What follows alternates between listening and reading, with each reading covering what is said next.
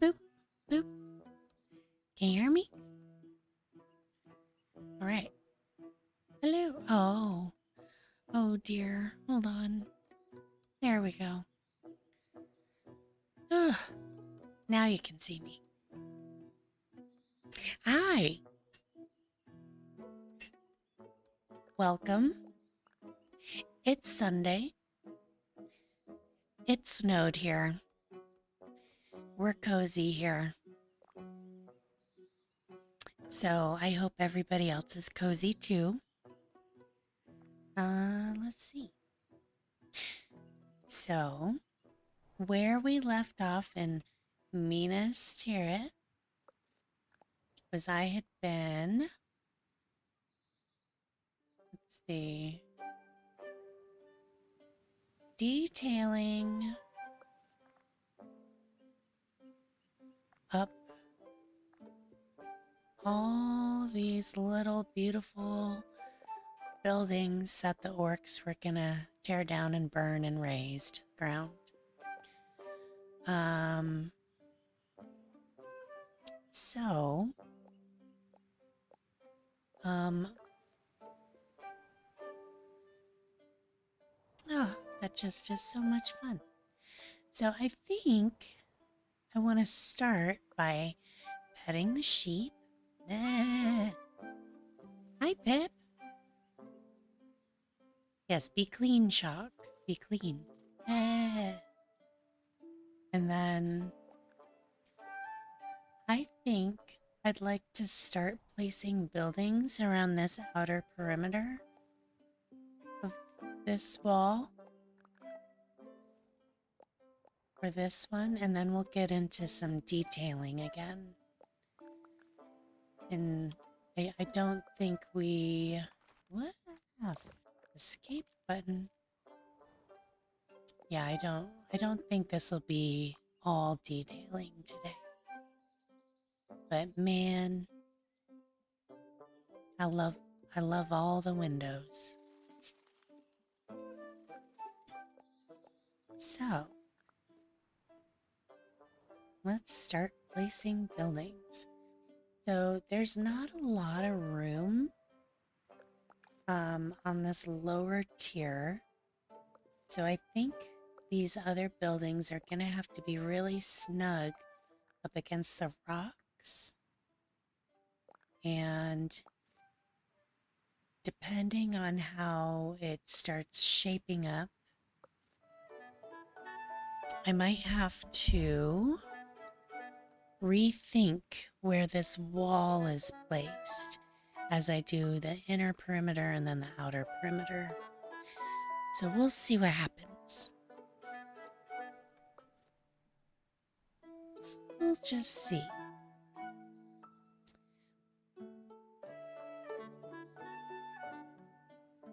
Now, I think we want something kind of like a little watchtower. I know that there's a tower here, but let's do another one. Gotta watch out for them orcs. Let's see.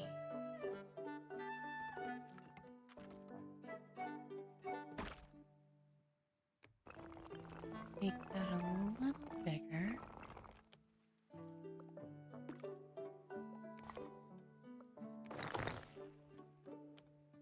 Get that anchored into the earth. I like how it kind of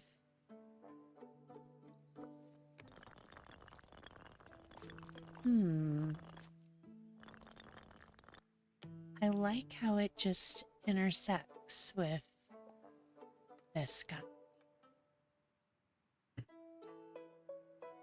And maybe they can be like, ah, everybody's coming, Mordor, Orcs, whatever. And so maybe I'll put a stairwell from here that goes up. So, but I like that. Let's give this roof more.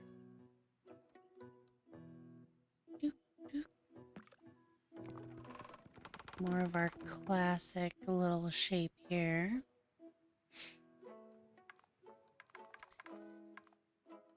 So I hope everybody had a good week.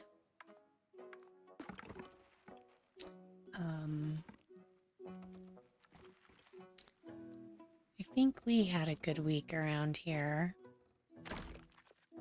The kids are off for Thanksgiving break for the entire week. Oh my gosh, so cute. So that is what's happening around here.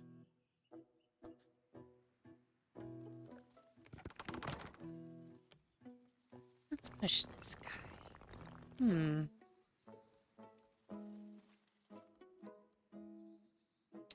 You know what? I don't like that. Just, I don't like how those roofs join. Yeah. So the kids are off and they are like going to live their best life this week, waiting for Thanksgiving and food to happen.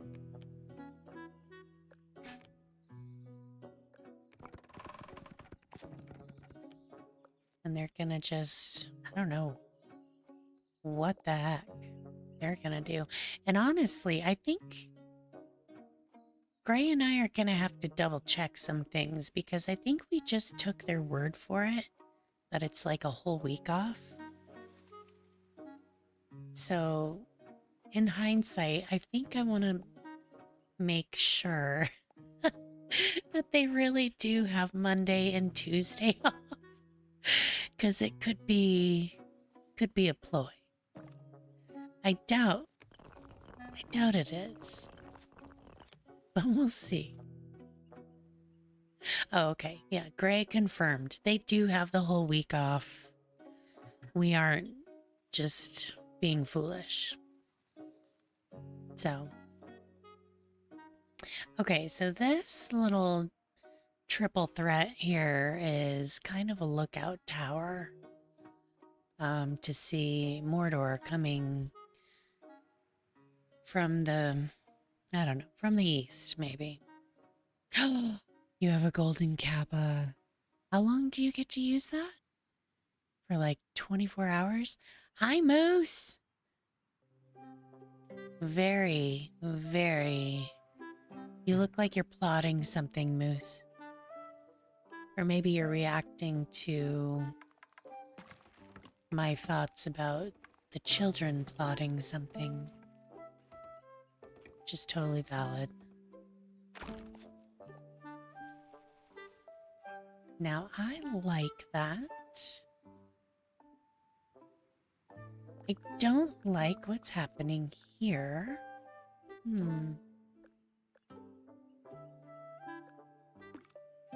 So, we could make it a asymmetrical roof, which just means that for all the perfectionists that like symmetry out there, you are out of luck.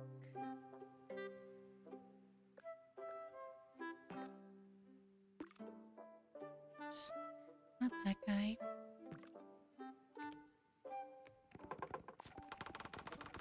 Or we could just bend it like that.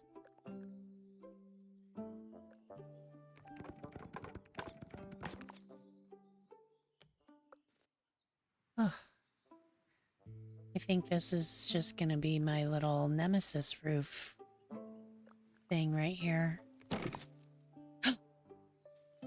Oh, that was cool. All right. I'm not gonna... Okay, so I'm realizing something here. Because I'm trying to place different buildings adjacent to each other, I think I'm just gonna have to let go of my little, like, snow shed. Like, I think I'm just gonna have to let that go for this one. Which is driving me crazy. But I'm just gonna have to pretend that there's something called crickets in here. So for anyone that is interested, when you come across a situation like this where two roof pitches come together and they aren't ideal for water drainage or snow shed or whatever, like all of this, you build something up called a cricket, and it just kind of smooths this plane. It makes it like one plane. So all you CS2 people, think of your terrain tools. You're just, rather than having varied terrain, you're just making it all one, like, topographic. Like, it smooths out the terrain and lets the water flow in one direction only, rather than getting trapped here or here or here. That's what a cricket does. It's like a leveling terrain tool, essentially. But this is tiny glade, so I think I need to let that go. Yes, like those little bugs, for sure. That is also a cricket. But not here.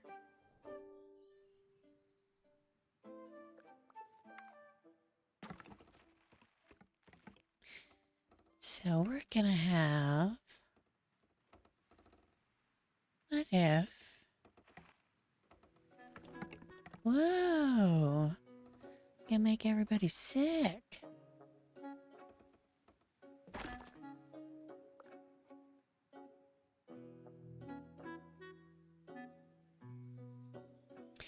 Maybe that's kind of the charm of MINAS Tirith, is that everything's like weird and wonky. I mean, what in the books they have so many levels, and it's like stuff like this. It's hard to avoid. So we're just gonna roll with it. Let's see what happens here.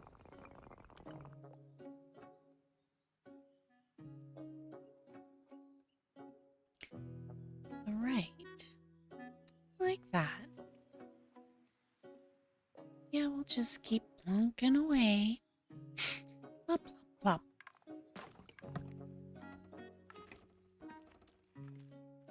Now, can I get a... Since I'm just throwing, like, my roof rules out the window, maybe we just get a ton of crazy buildings here. Skewed every which way.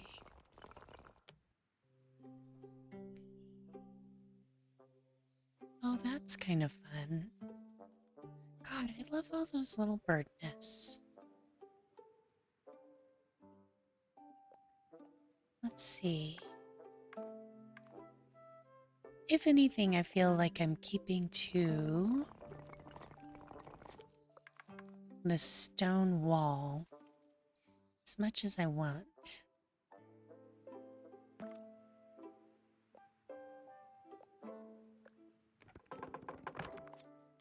I want that? I don't think I do. Maybe this guy is one of these things.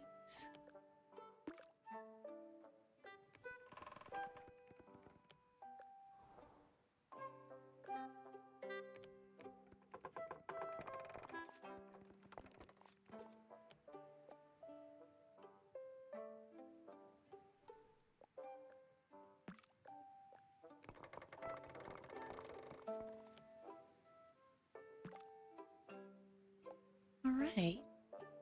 Is that a little bird that just flew at me? Oh, nice. Yes, the tilt shift in this game goes hard. If you're gonna puke, I can't really do anything about it. Sorry. Hi, Otter. Welcome in. Doing this up again. Let's see. I feel like we need, yes, a corner.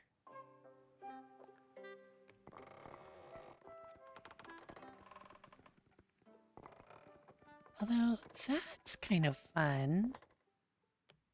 That's a nice juxtaposition right there. That's a difference in what I normally do. Since, I mean, obviously, you can see I normally have all these roofs kind of like bow out. Oh, hi, Shock. Oh my. Welcome. Shock has been cleansed. Everybody, just so you are aware, Shock is clean.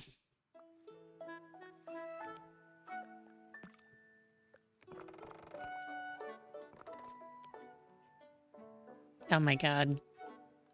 Dude. We've got a holy roller over here.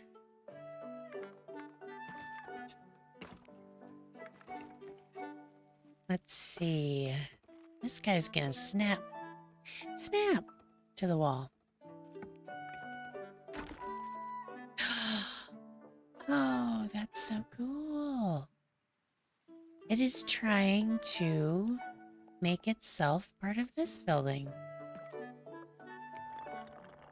Oh, very cool.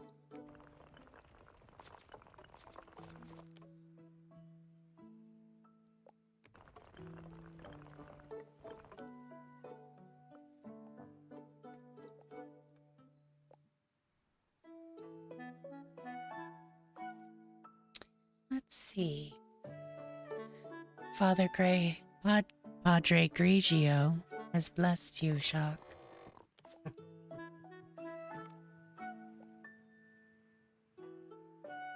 You've been blessed by Padre Grigio.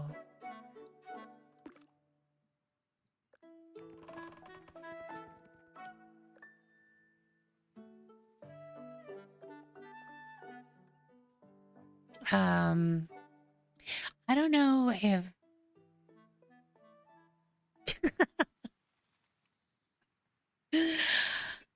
I don't know if being blessed and being cleaned by a shower are the same thing.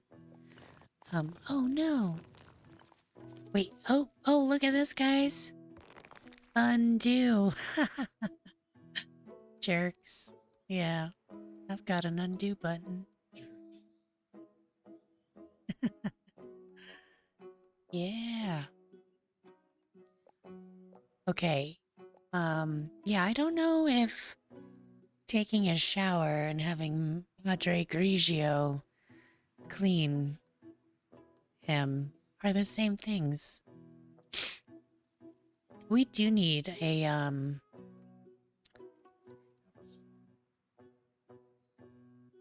you could have a smock? Oh, man. He's formulating ideas, everybody.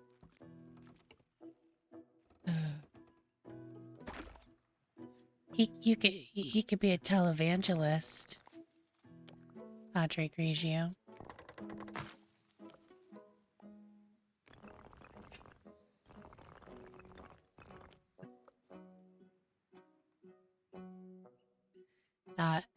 Yes, that sounds so hot. So freaking hot.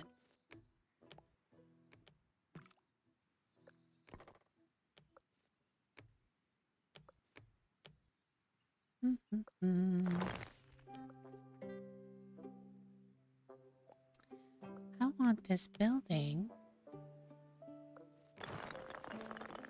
to be on the short, squat side.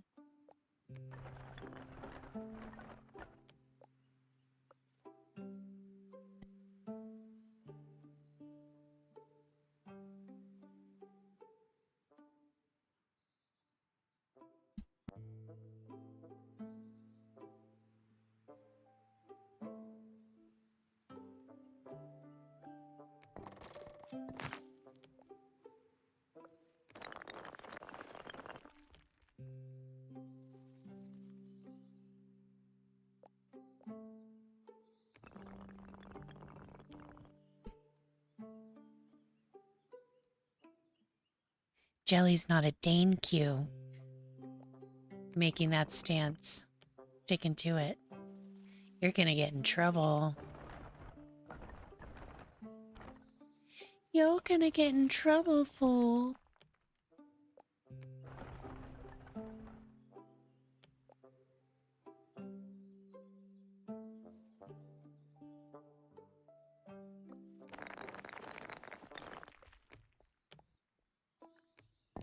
Let's see. Now can I? Yeah. Oh, it wants to be one story. I think we're gonna... Let's see. Let's have this guy kind of... I do want the roof to do that, though.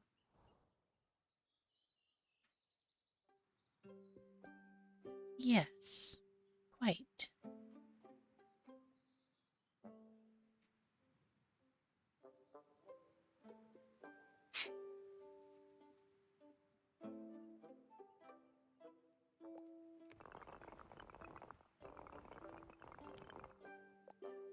Who you gonna fight, Q? You're not gonna fight me, of course.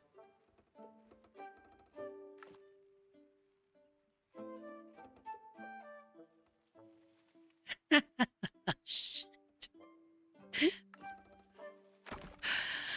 Oh my god. Oh, Q.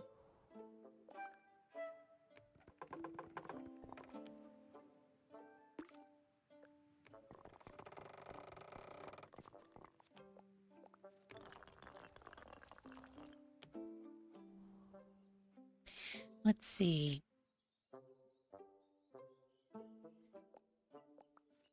You know, she could come in here. Then she could get pissed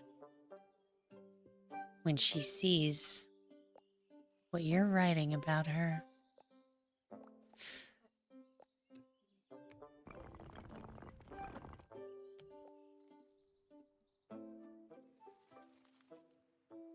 Right. I'm gonna leave this little weird gap here because I think I want stairs at some point.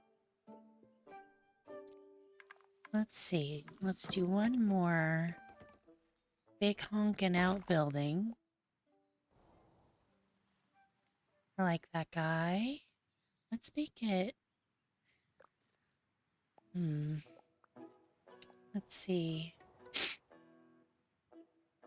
What seems to fit? I feel like we need a big, tall thing. Maybe. I don't know. What's it doing here? Ooh, I like that. Let's bring it back a little bit. Control yourself, building. Hi, Jelly. Oh, oh dear. I told him he was going to get in trouble.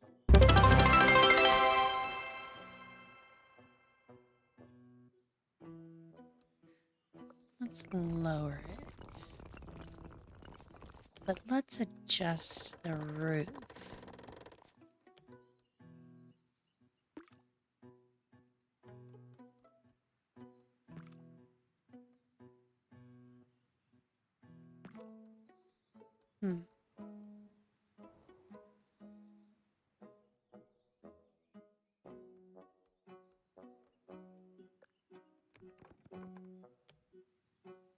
Just a little bit.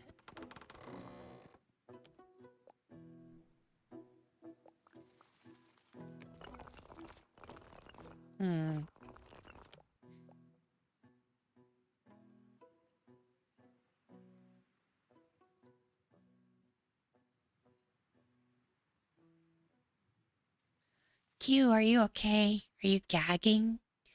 Or is Jelly telepathically strangling you right now?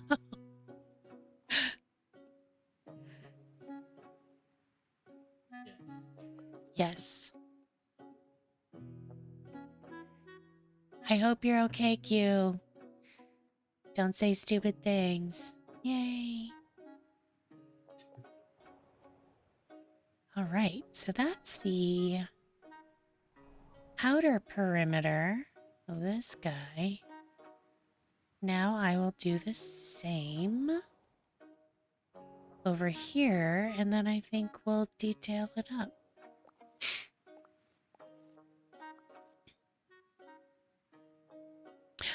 Otter, have you always been... Has your name always been Pink? Yeah. Yeah. Are you guys... Otter was purple, that's right. Otter... Hi, Zara! I was gonna say maybe Otter's showing his allegiance to Moose, but maybe he's actually just showing his allegiance to Zara, or it's not allegiance for anybody. Maybe they're just on the same team. Like, we've got Jelly, I think you're the only one representing Yeah, and then Q and Shock and I are on the same team. Gray, Pip, Jelly, you guys are individualists, and Moose, Otter, and Zara are on the same team.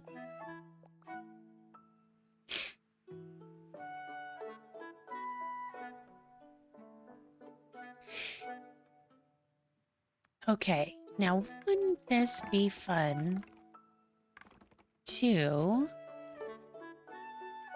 create like a tiny little... Let's rotate this guy. These guys are gonna be like, oh, be tiny and set into the... Whoa, whoa, guys. Guys, look at that. I just made like... I don't even know how I did that. I just made like a thing. I made like a... You'd call it like a... not a porco share, but... I just made like a balcony covering. Sweet.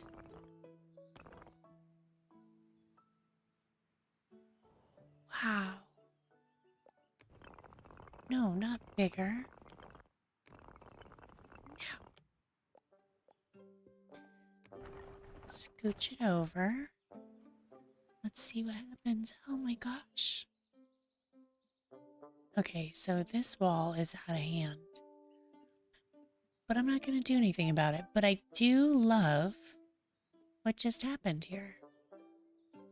That was a total accident. And I will adjust the stairs for that. What do you do? No way. That's cool. But let's do that.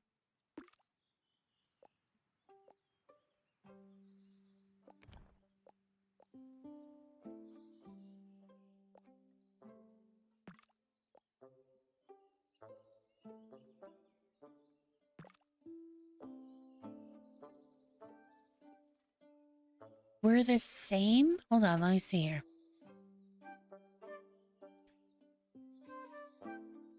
We have the same color? Yeah, Lone Wolf Gray.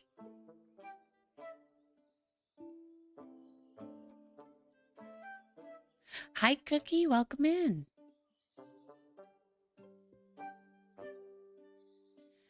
Sweets are taking over. That's true. No... There's no steward burning and jumping off of our... What? He like fell. He was like, "Arr!" and ran off and splatted. But but you're right. This is MINAS Tirith. My kids are in the room.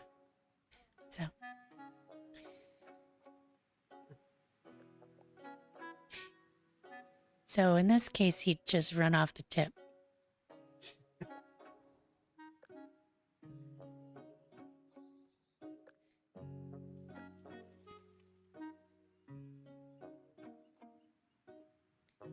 I think my mouse is like, screw you, lady.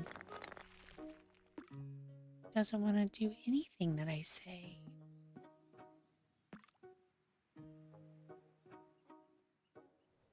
Whoa, whoa. Sorry. Okay, let's...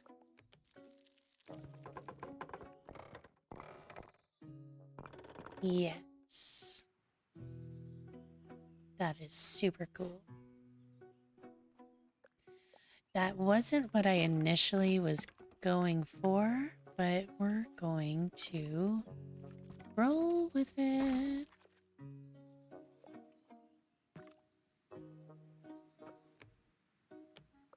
Oh, can't ever make it shorter.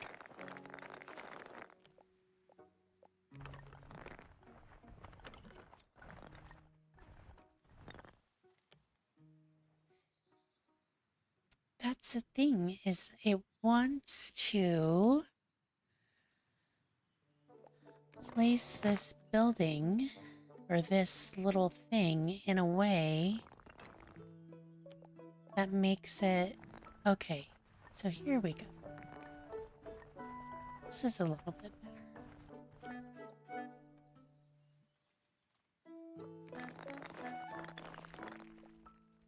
Because this is all I was going for.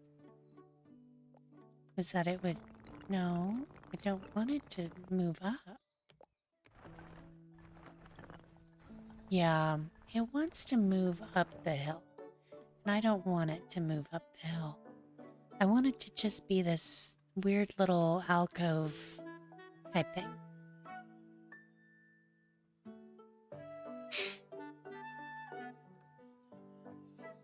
Oh my gosh, Cookie, yes. Watching that man eat tomatoes was probably like the most disgusting thing. Like it almost makes me a little gaggy. And I absolutely love that actor.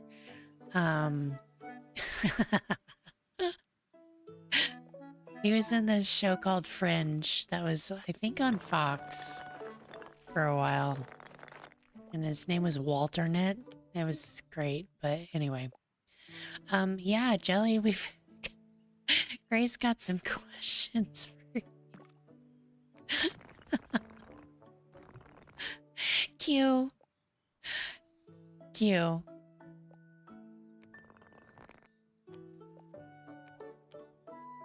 I can't believe you continued that whole thing.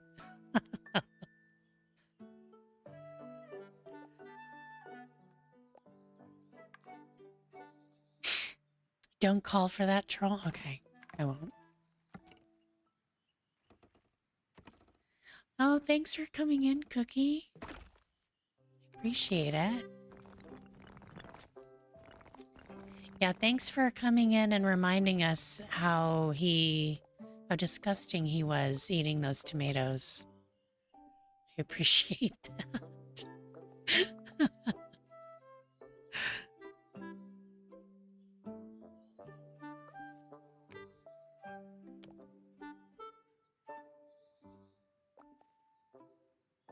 Yeah, I don't know how much we appreciate that, actually.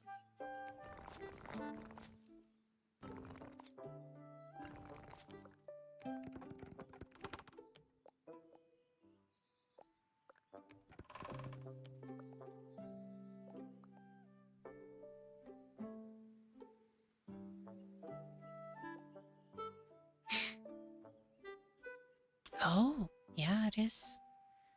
Well, it's getting late. It's getting late.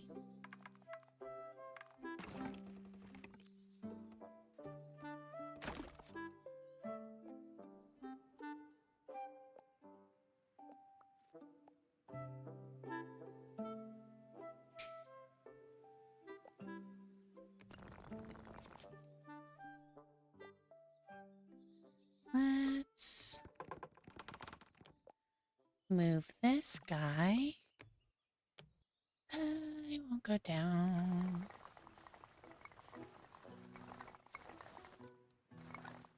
There, let's see what happened there.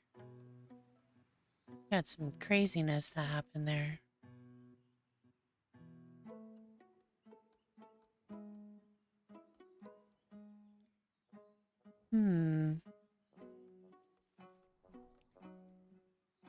I think that might be okay. Whoa, holy balls.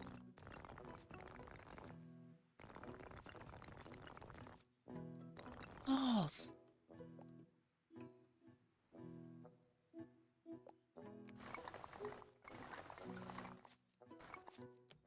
Let's see. Oh,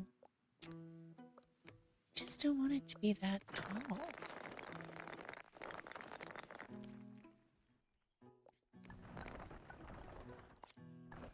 Now, here's usually my thing, is I don't like it when, like, these are very similar height. I mean, yeah, I'll make it taller to make it, you know, so that they're not similar height.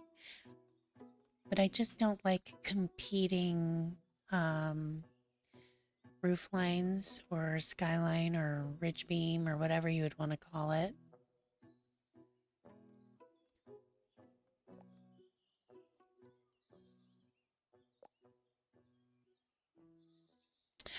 Oh, I did want hot new viewers.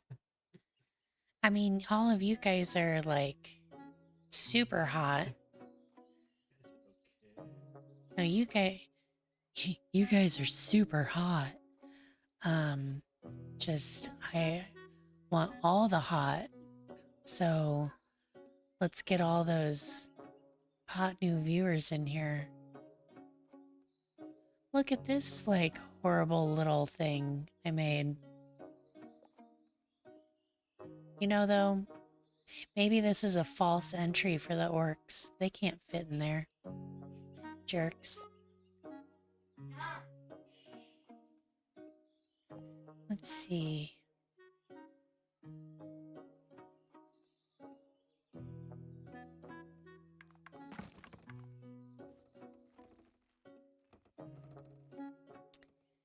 Now,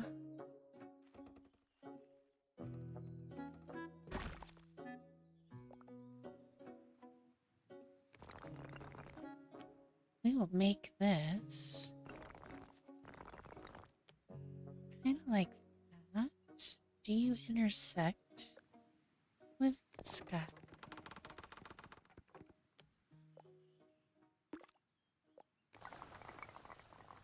Yes, that's what needed to happen.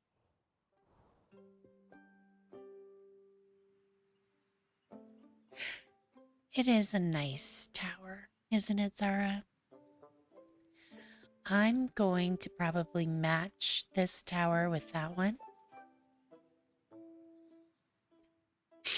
So while we were detailing this, the other side, we were talking about how these are like the neighbors that like think they're, hold on. Okay, so these are the neighbors that think they're hot shit. And they're like, oh, we're fancy. We have all these fancy windows. And so, because they moved into this house, they moved into it for a reason.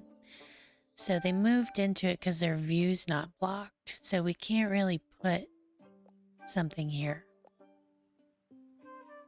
And there you go. This guy encroaches beyond the wall, so I think we're gonna start putting more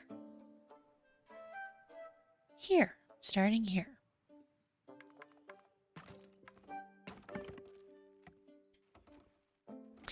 Ooh. Okay, guys, now this is a condition. Oh, yeah, I forgot. I made. Yeah. I totally forgot how I did this too. But yes, we have a gable roof right here. That's what this triangular shape is.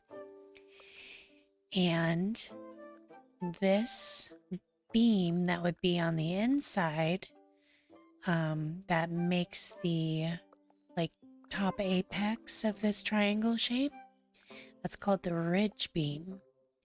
And each of these little doohickeys here are called purlins. And yes, there's a sweet little squeeze bird nest in there. So I'm going to try to recreate this because I think that I had originally Dutch eaves on this house right here. Now, if you guys don't remember from last time, Dutch eaves just means that, like, you see this little overhang right here? That doesn't exist. The wall goes taller than the roof on this gable end, and that makes it a Dutch eave. So yeah. Now, how did I make that? Oh, I think it had to do with paint. And yes, we had to do the wattle and daub. Yeah, and that's how we get our eave, our typical eave. This is with our ridge beam and our purlins going past the wall plane. Fantastic! Let's push that guy.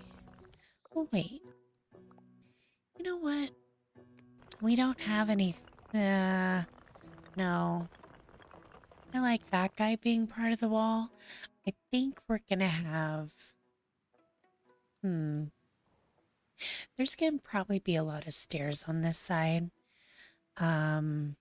I mean, we've got to make it at least a little difficult for the orcs to get up.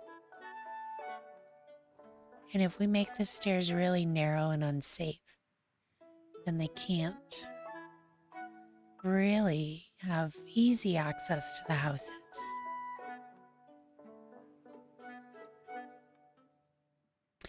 My architecture for noobs online course. Yeah, well, you know what? I actually was thinking about if we get to a point with this and Tiny Glade, that I would switch over. Excuse me. I sent Jelly a link yesterday to a free version of SketchUp. SketchUp is a program that I use at work, and we use it in kind of like the conceptual phase. Hey, Carney. Hey. Zara, you use SketchUp? Nice. Yes, we use SketchUp for like conceptual presentation type things. But then at some point it's like, okay, this has been approved. They like the concept, and then we just we don't scrap the SketchUp model, but yeah. So I have the like SketchUp Pro, very robust version that I use at work, but you can use a free version that's web browser based for personal use. And I haven't used it in a very long time. And if we get to a certain point with this, I was going to hop in to SketchUp and just start showing the tools that I use.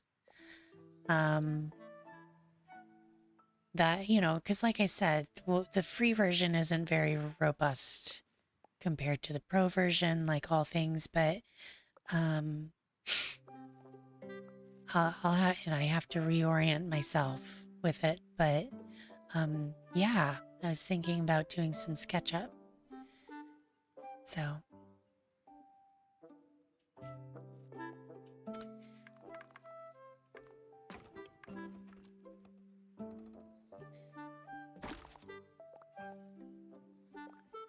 now, let's see.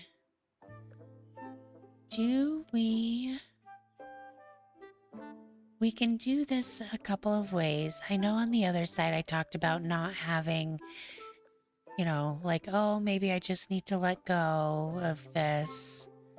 Because this is like an unacceptable. You wouldn't do this because you'd get a lot of drainage issues right here. And over on this side, I was like, oh God, it's tiny glade. I just need to let go of that.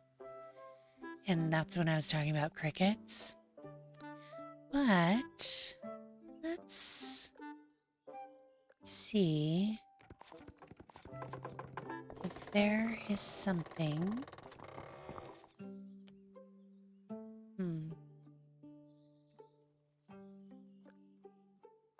Like an asymmetrical roof or something?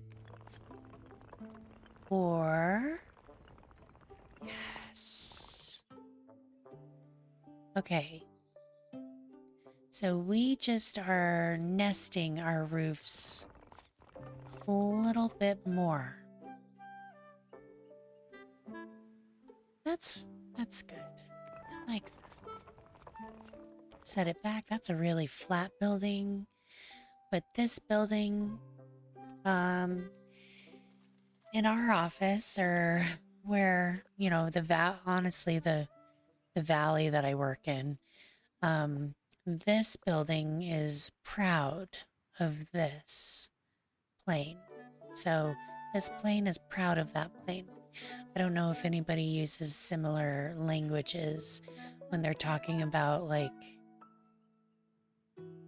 things that are protruding past another, but you would say that this plane is proud of that one. Hi, Emily. Welcome in.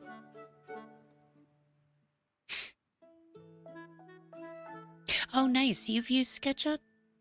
Nice. Goodeth morning. Goodeth morning to you as well.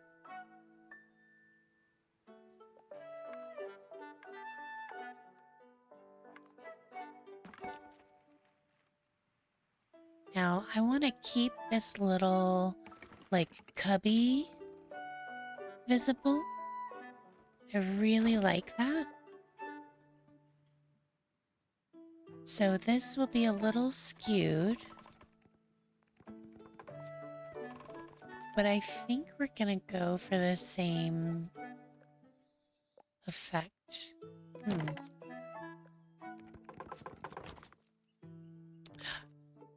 Oh my god. Yeah, that's pretty cool.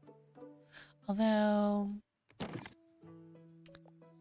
that's pretty cool too. No, you know, we're just gonna have to deal with that, I think. Yeah, we're just gonna have a weird little situation. Maybe we make it a little taller.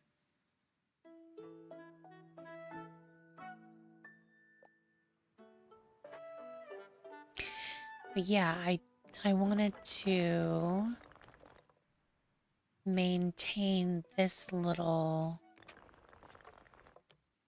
kind of, like, you can see it.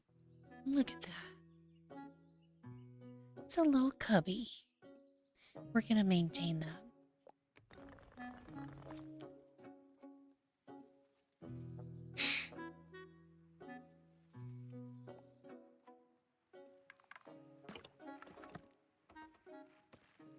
Let's do it. No, that is not what I wanted. Oh, my fabulous undo button.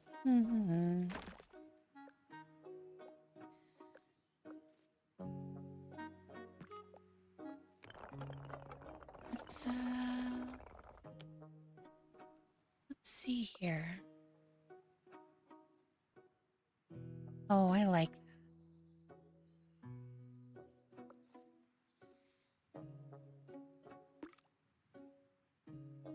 And I think when we do start detailing this up, I think we're gonna make this part of this.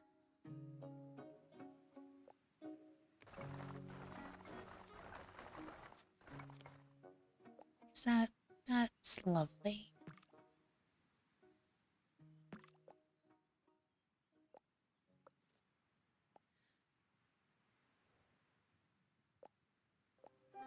Now, a couple more buildings and then... Yeah, I didn't do a ton on this side. Because there are a lot of little items on this side that I wanted to maintain. Little conditions from the inner, like the interior that I wanted to maintain. That's fine though. We're gonna probably have just lots of stairs and stuff.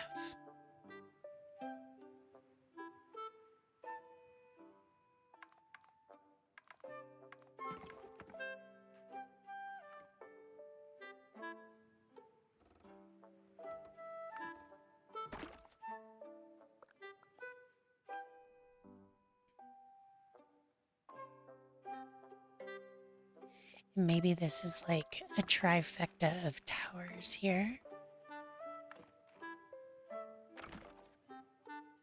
Maybe this one is just like...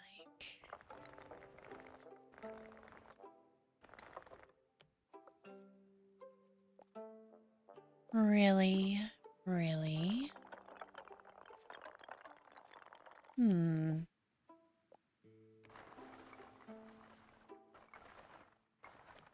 Let's see where we moved that. Let's try to have it move right there. Oh, that's nice.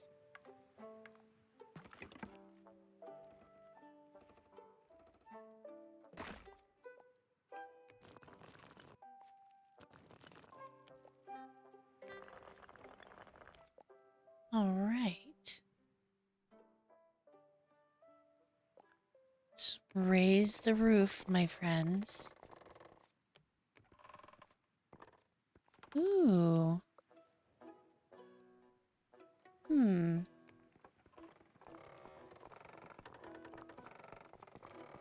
I want this roof to be subservient to that one. No. Go back.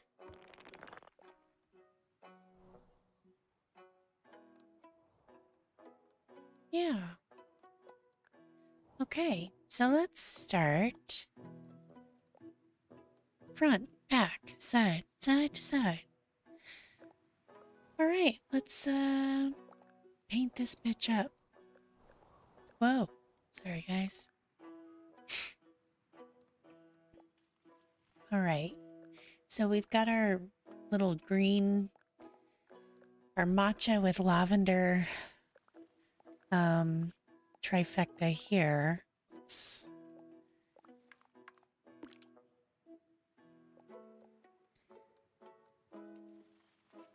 Let's do... And again, if anybody has suggestions, I'm open to them.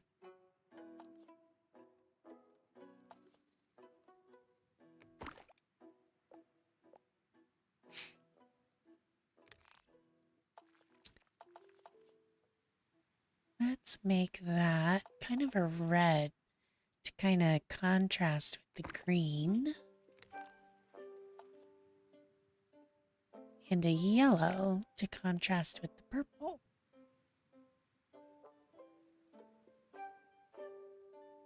Now this guy... Oh, I like that. So, Waddle and Daub, let's have the Waddle be...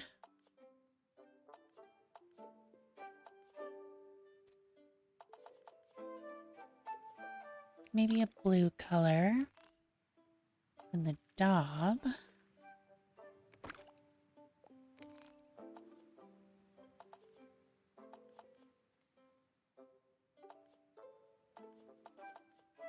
I don't think we use this yellow or peachy, but we've got it next to pink.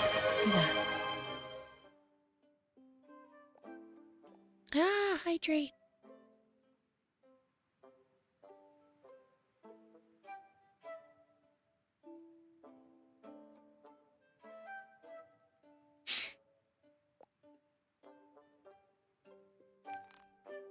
Yeah, I think sometimes I get into a mode with this stuff where maybe I don't mean to. You guys are just so much fun and interesting, but I get a little lost in this stuff. Sometimes. Just sometimes.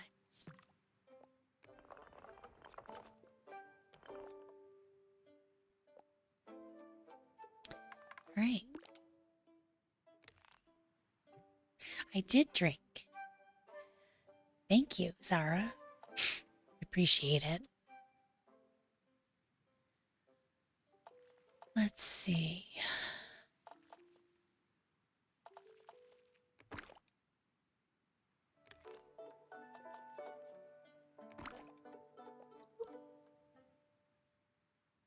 Oh gosh. Okay. Stretching. Yep. Thank you.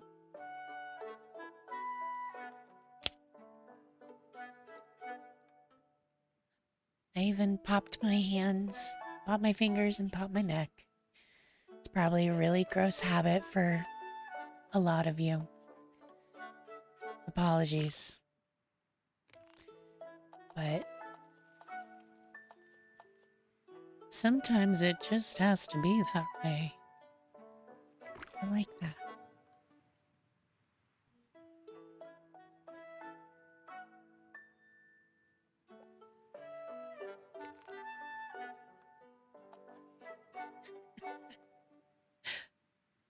We're gonna make, you know what? I'm gonna make this guy the lighter, the lighter green. This guy's the darker green.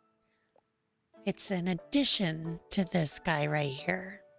This guy's kind of been worn out a little bit. This one's like, oh, I'm a lot newer.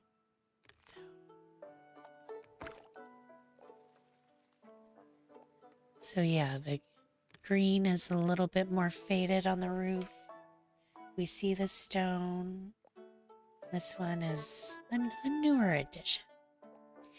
Now, whatever generated all on its own is actually quite perfect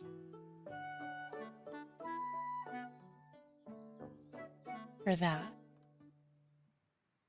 And I'm going to leave it the way it is.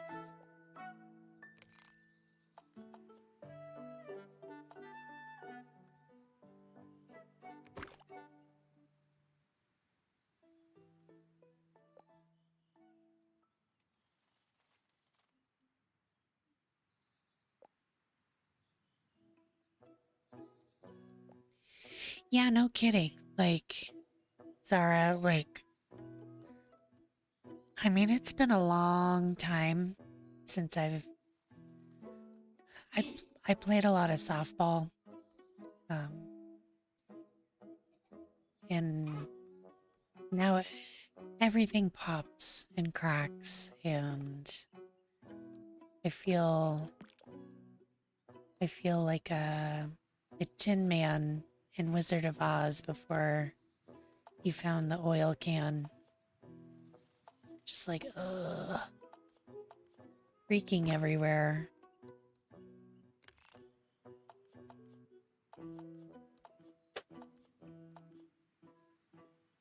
But creaking everywhere doesn't mean leaking everywhere, so that's good. We're still on the up and up.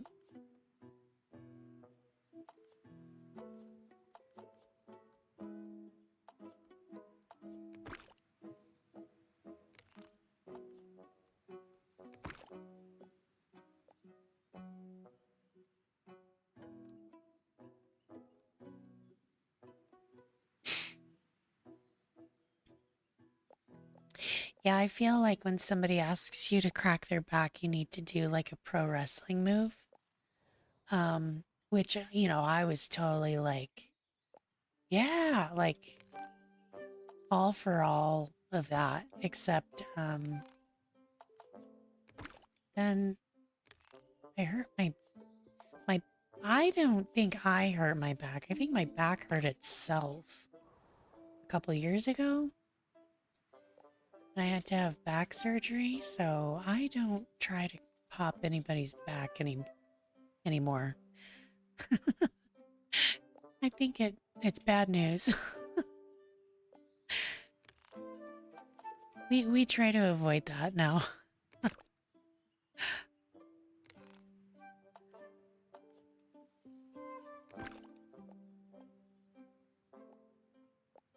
Yeah, mobility is wondrous, I'll just say.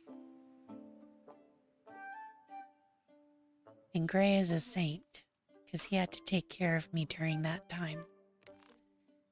So,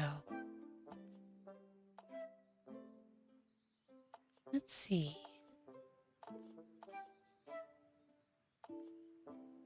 We haven't done that.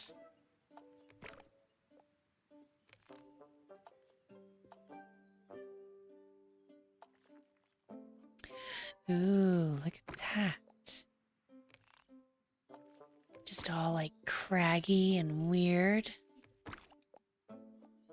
Now, if Tomato Guy had run flamin' and yeeted himself off the edge here, he would have just splatted this. But, you know, whatever. That's what he gets for eating tomatoes in such a disgusting way. That was so gross.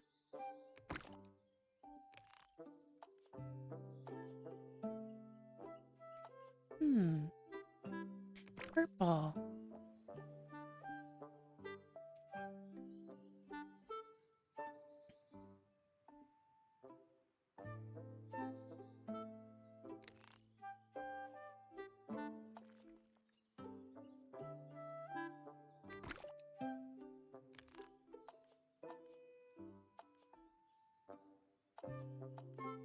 Oh, I like that blue.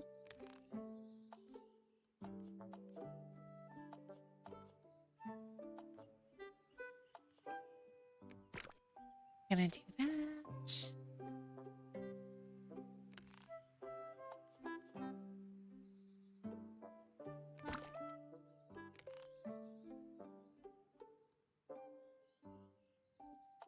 Yeah, I will pop my own back.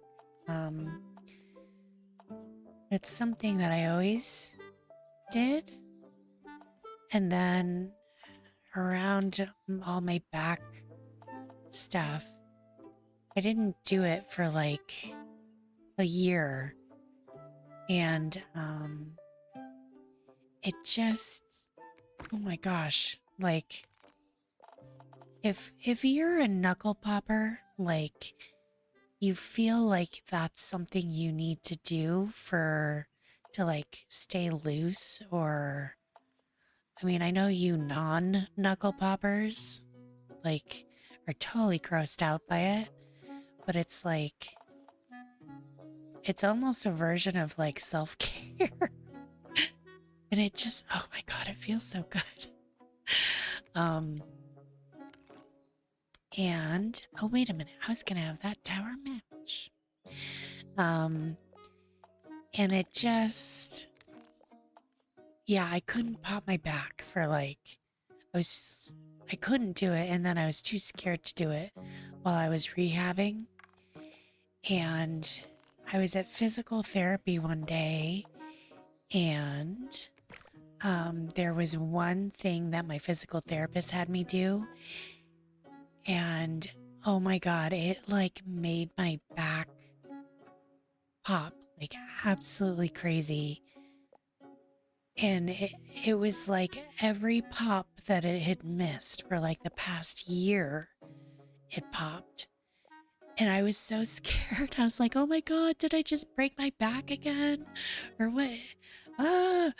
And he was like, no, you know, sometimes your body just, your joints need to just do what they need to do. I wouldn't feel weird about that at all.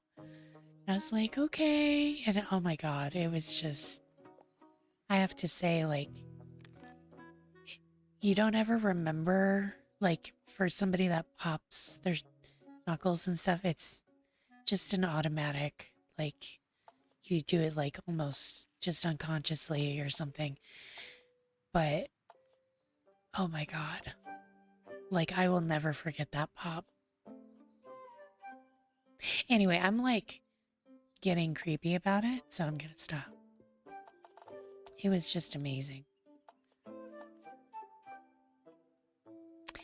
Ding, ding, ding. We haven't had a yellow guy in a while. Now, this will dictate both of these roof colors. We haven't had like the fun seafoam green in a while.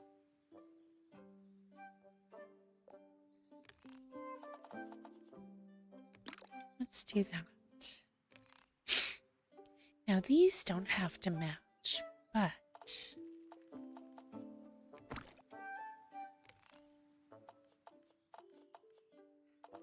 let's have this guy.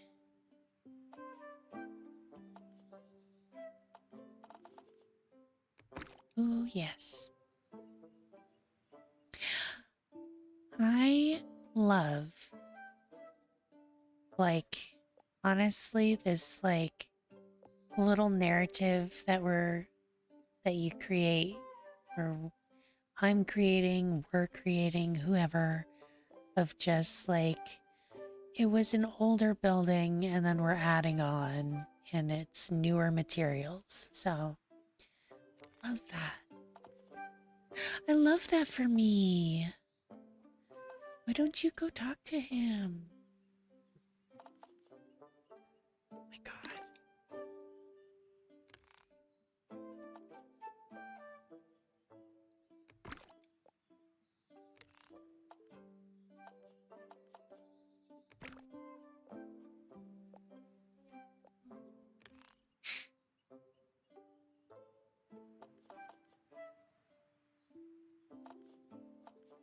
We haven't had, let's see. Yeah. Let's keep it to, I don't think we've ever used black.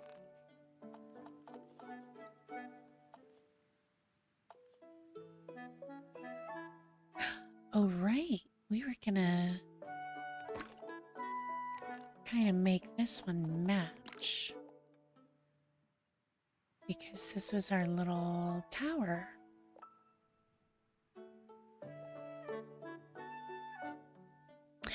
Yes, the contractor ran out of money, and that's why he couldn't finish it. So let's keep up with that and just say contractor ran out of money. Well, okay, owner ran out of money. Let's be real here.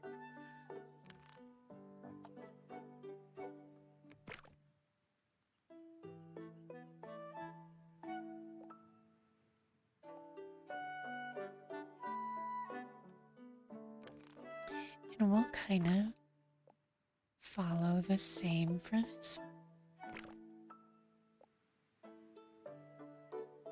But these two can be completely different entities.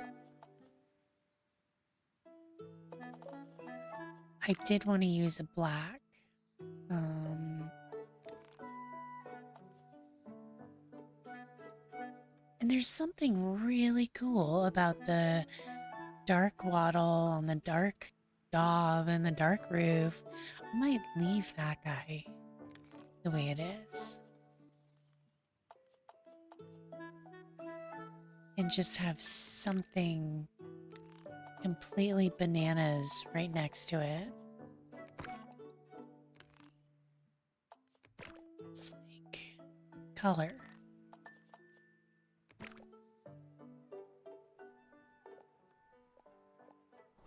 right.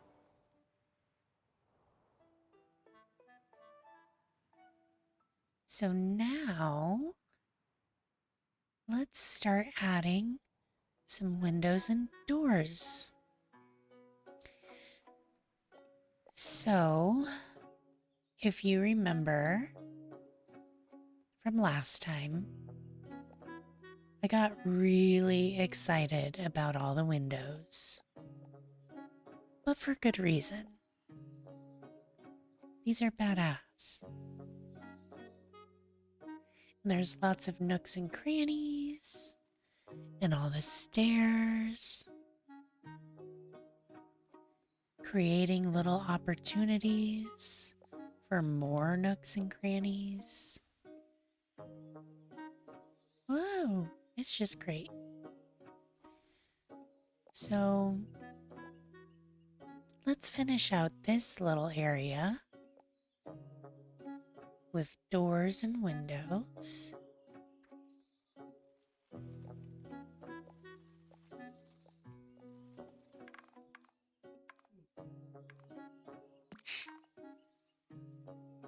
No.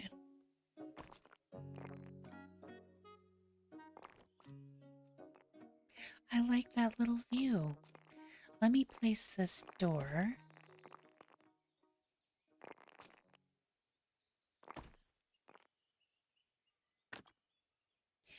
And we want our little cobblestone to go there.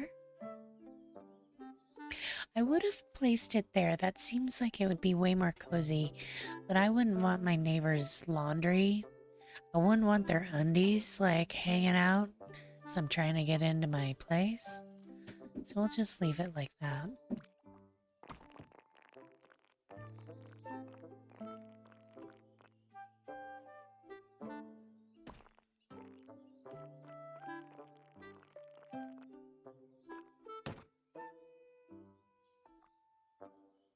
Whoa. Oh, look at that. Peeping Tom. I feel like a peeping Tom right now.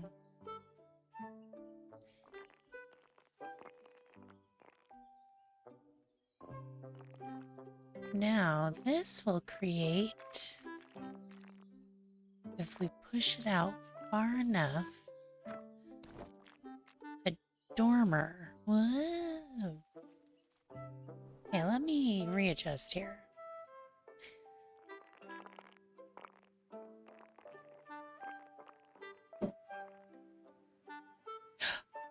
Really?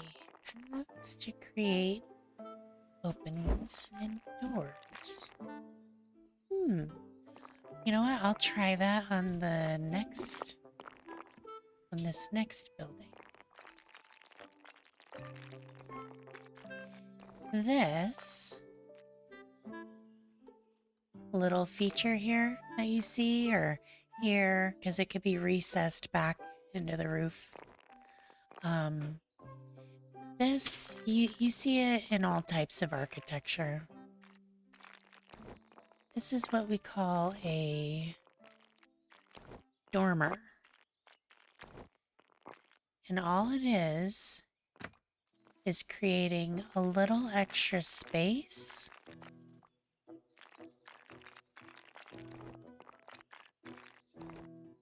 I guess that's where, whoops, that's where it's gonna land. All it's doing is creating a little extra space in the roof height. Because, yeah, you've got like this sloping roof right here. But say, you know, like, oh, I want more light in this attic space. You know, maybe I even want to put like a bed or a closet or just weird little thing. And this dormer will add light and it'll add kind of head height to this space right here and just make it like a unique little shape.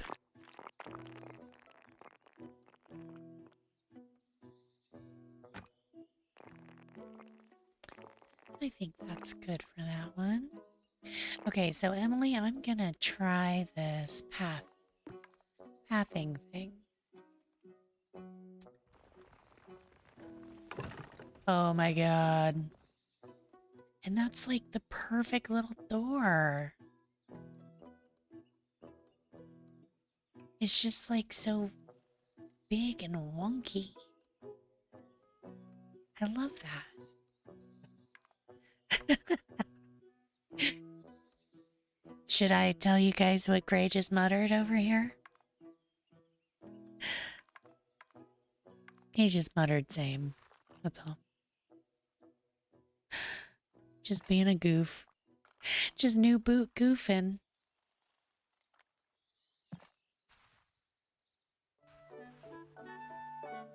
Feel like yes.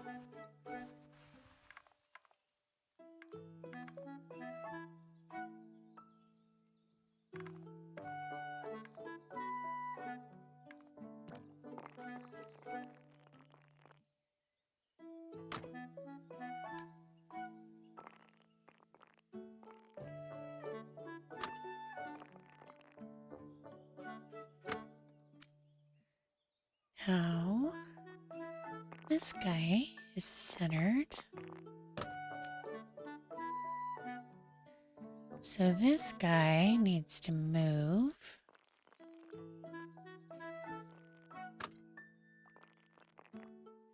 Hello, where am I? I was in that building. That's exciting.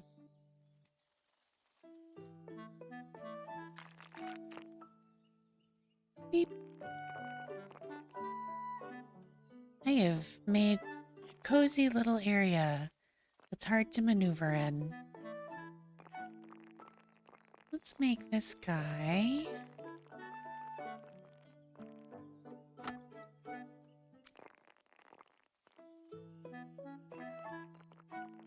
kind of that dormer condition I was talking about.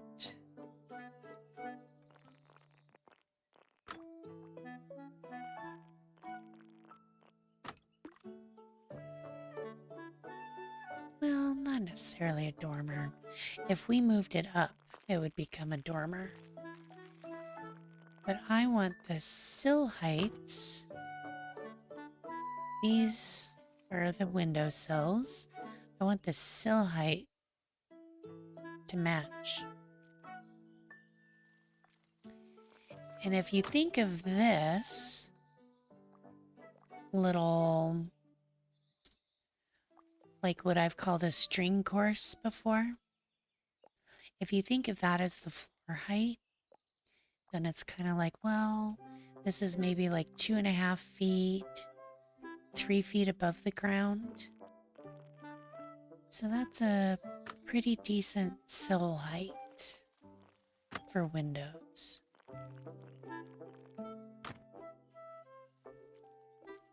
And I'm in a house again. How cute.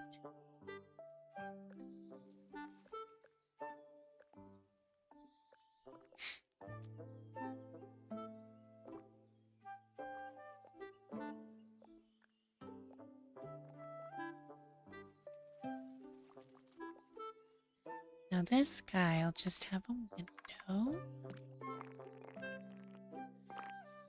Let's make it one of these.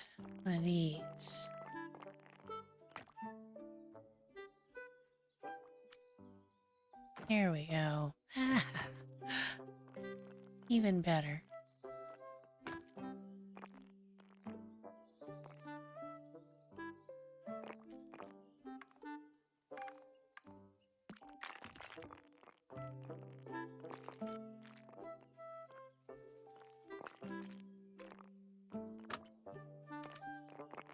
Okay.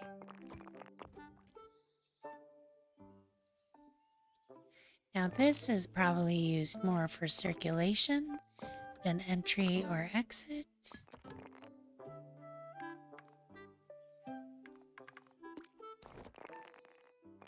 And I love this corner condition that you can make with these windows. It is so cool. Except, it looks like you can only go so high.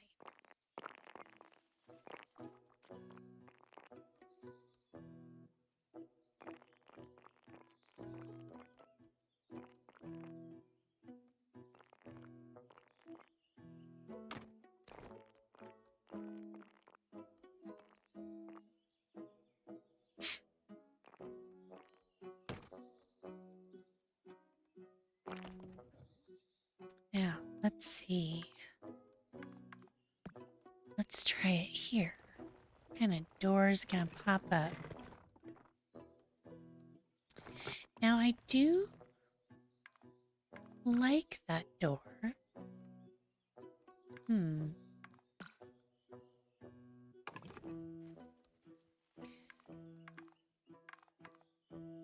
Now let's...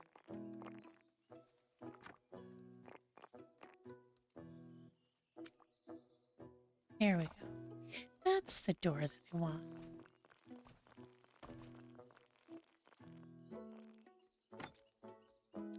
And it would be in the center.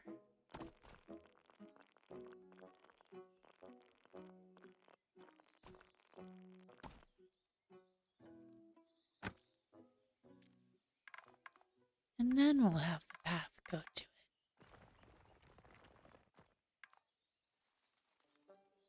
Oh, smaller path for smaller door. That makes sense. I'll have a smaller path go up to this door. No, because that's not the door that I want.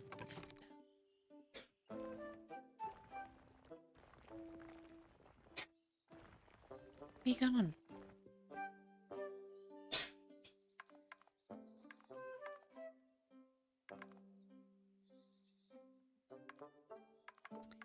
Now let's see here. Now I haven't played at all with chimneys. I feel like I've missed some opportunities here. Well, let's do this.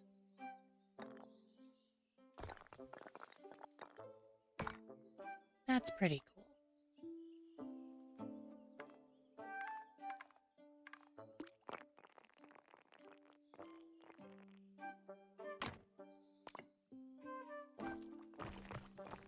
We'll do the same right there. Oh, that's super fun. Put a little dormer up here.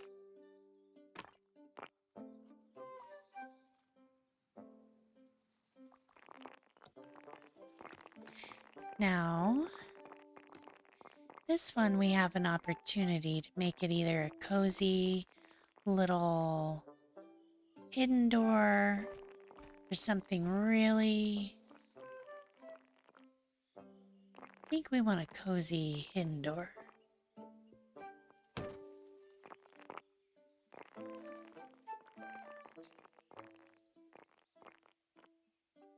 And...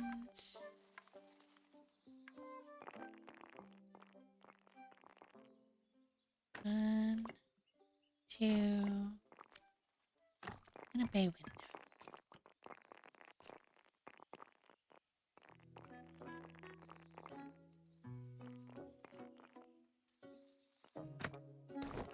Whoa. Let's see. It works on walls to make little tunnel thing.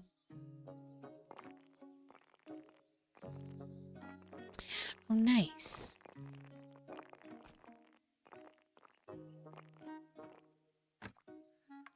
Well, that's cool.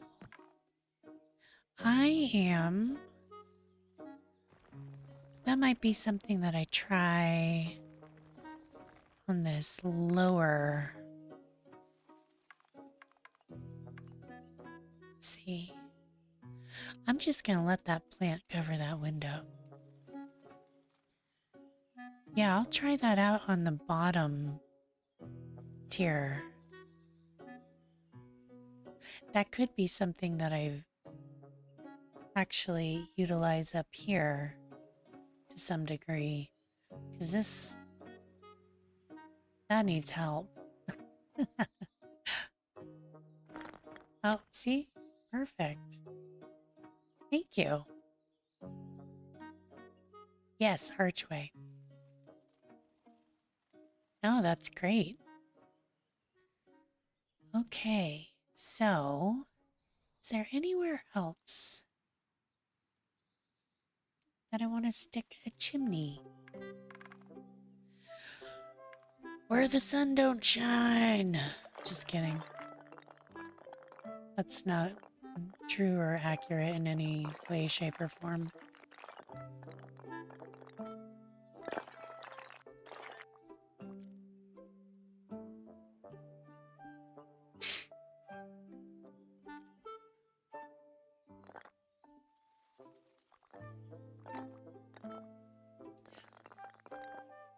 Yes. No. We don't. Okay, so here's another code thing. If you have any exhaust anywhere, like this fireplace would count as exhaust, but like from a boiler or from a piece of equipment, maybe that uses natural gas, like any sort of equipment that's like heavy duty that needs to exhaust. You cannot have exhaust within...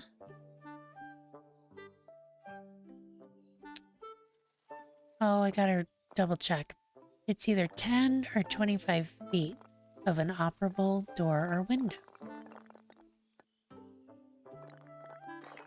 So with how many windows I've put here, like I can't, in good conscience, do that. Because when you open this window, the exhaust is just going to get sucked in there. So we're just going to have to... Like, that's fun, I think. I don't know, I haven't really played around with fireplaces a ton. I think that's fun.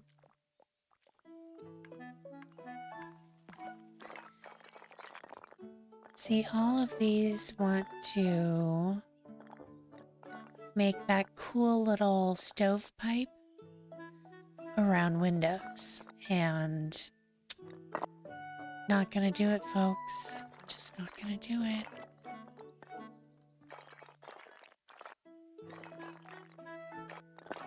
It's super cool though.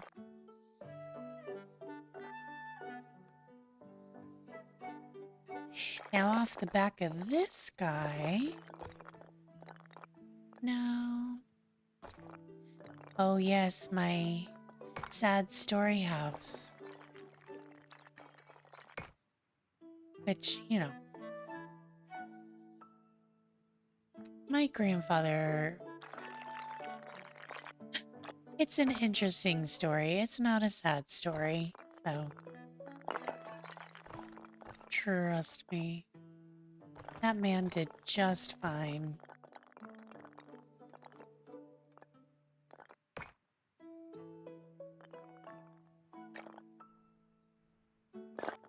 All right.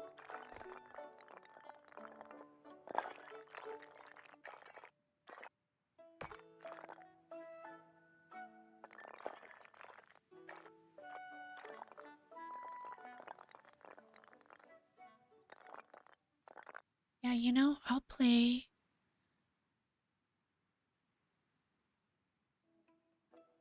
I will play with the chimneys. Oh, okay. Now that is super cool. But maybe I want it on this side instead. As to not disturb the bird's nest.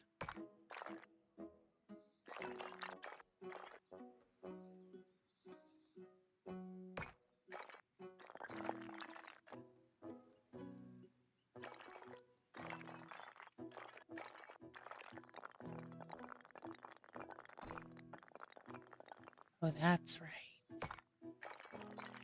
That fireplace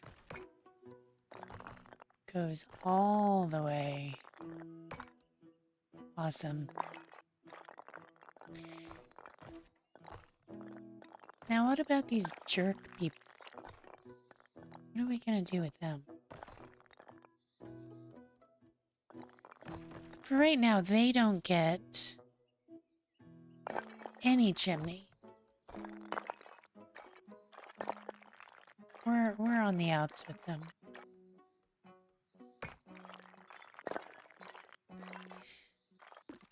Oopsie.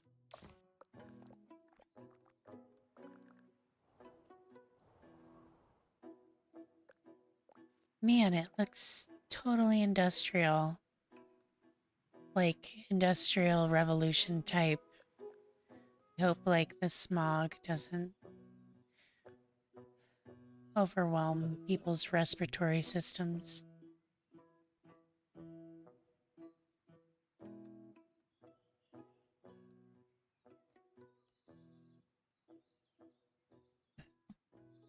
Right, let's go pat the sheep. Meh. Ah. Hey. So this whole section is detailed.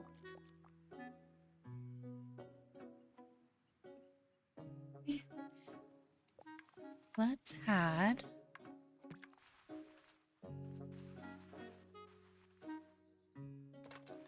more lamps for the people.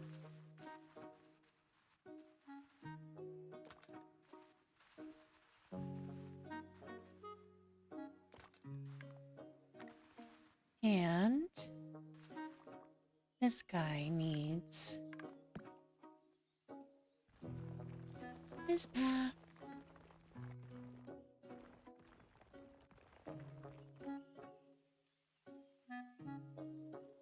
All right.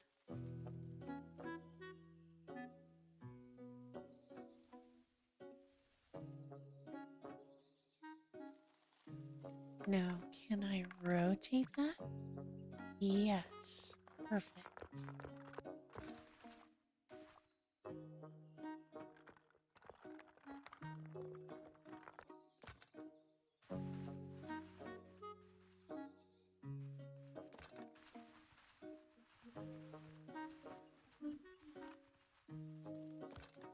It is always good to have light on stairs.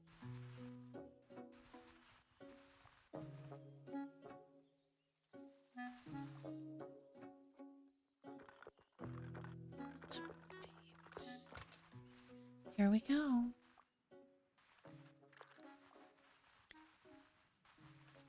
Yeah. Now let's see what this looks like at night.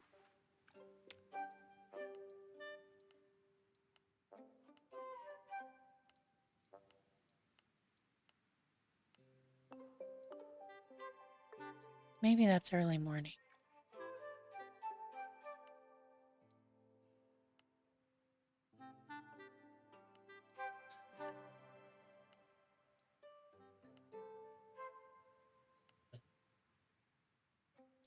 Hi, Brune.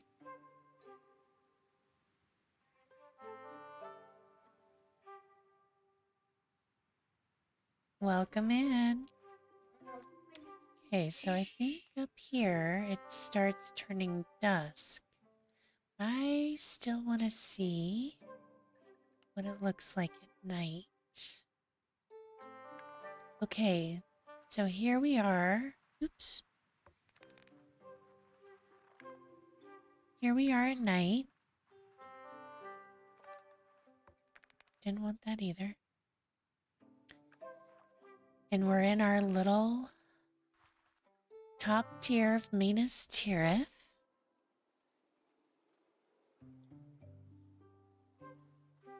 Did I build this, Brune? Yes. Yes, oops. I built that too. Yes, I did build this.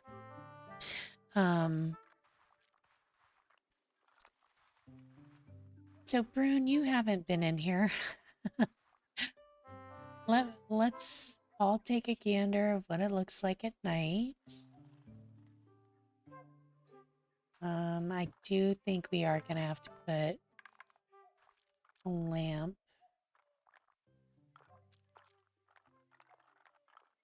Maybe right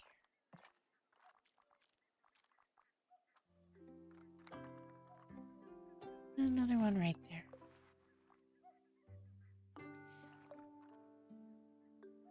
Oh, and another one right here. If I can get it in there. It's probably just gonna be like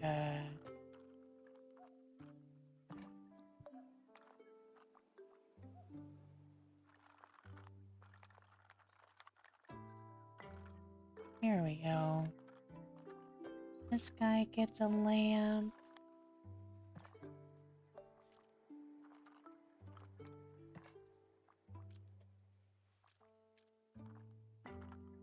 Safety, people.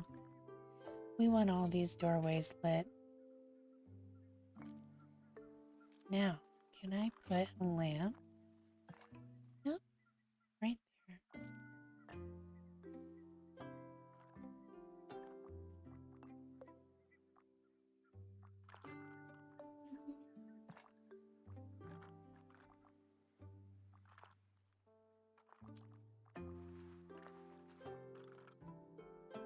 Oh gosh, we need a lamp right here for sure.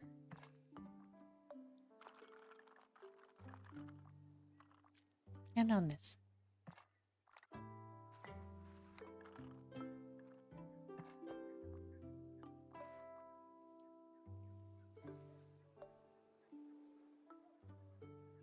Oh, little birdies. Okay, so I think every doorway is illuminated.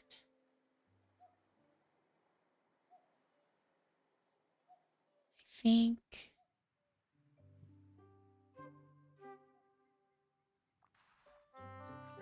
Except this guy. Here we go.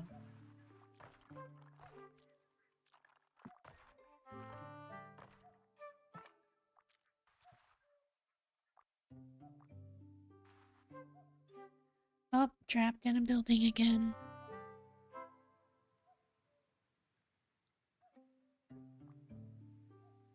Look at this little bird's nest, guys. So cute. Okay, so we've checked it out.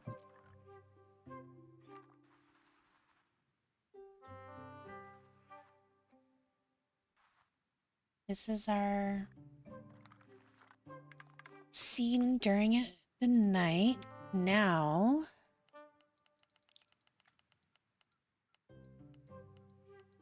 no, that's just moving the sun. I'm not even gonna mess with weather right now. But here we are, back in the day. Okay, so Brune, here we go. I was kind of like, hey, Tiny Glade, what can I do in Tiny Glade? I love Lord of the Rings. I was like, maybe a tiny little Minas Tirith. You're not going to get very many levels. I started manipulating the earth, and quite by accident, we found ourselves with this. And so we've been working with this little dong of a structure for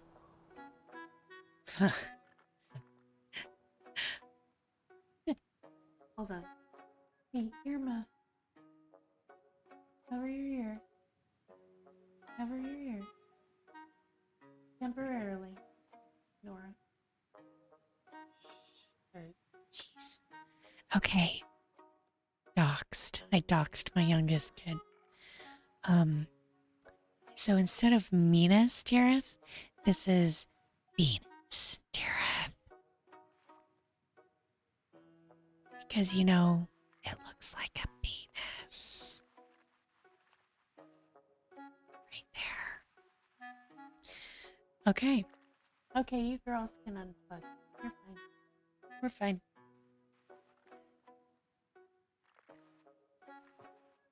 And these look like testicles.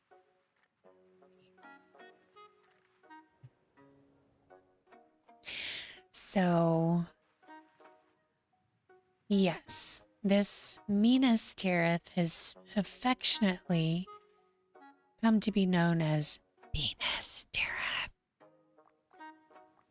So, but it's cozy and it's cute, and the orcs are going to have a field day raising this to the ground. Yeah. So that's a summary of that.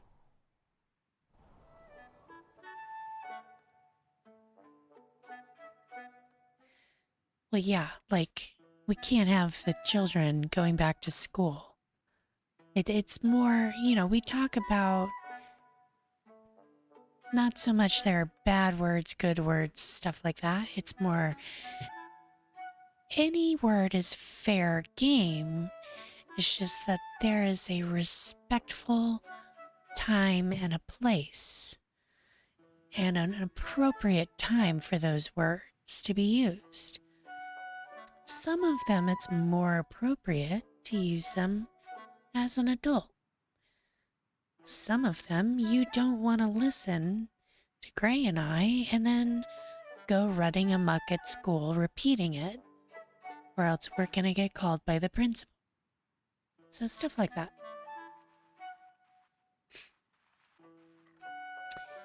But yes, so Brune, this is where the great white tree would go. Except I couldn't put a tree there. So we put great big Duncan tree here. So yeah. Yeah, Zara, is that going to be the extended editions or just the plain Jane, like, oh, we're only 2.5 hours long each movie? Oh my gosh. You guys are going to have to, oof, wear compression socks or something so you don't get, I don't know, aneurysm or a stroke or something. Nice. So, let's see. I think I'm gonna detail up this portion, and then I'll move into some SketchUp. Like I said, for the SketchUp, I haven't used the free version in a really long time. So I'm gonna have to kind of reorient myself a little bit. All their tools are set up differently, and yeah, so we'll see what happens with that. But okay, so I'm gonna use Emily's pathing for the door trick right here, because that's super cool. Yeah, and honestly, when I use SketchUp for work, I use this plugin called Enscape, and it's a rendering tool, and it creates photorealistic renderings. And oh my god, it is the coolest thing ever. And I really doubt, really doubt, excuse me, that they have a free version of Enscape.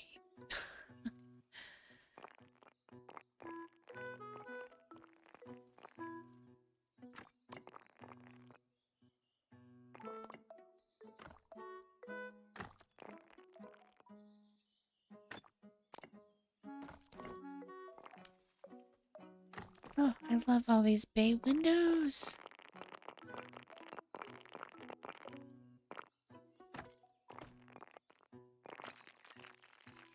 Let's have a dormer up here.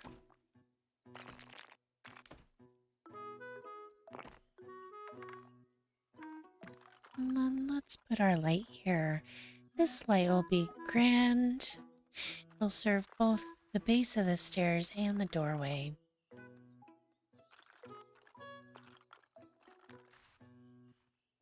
Let's see.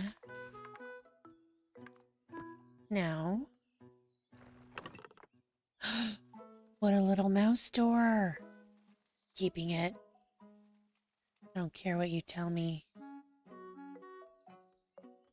don't care what you tell me. Keeping that.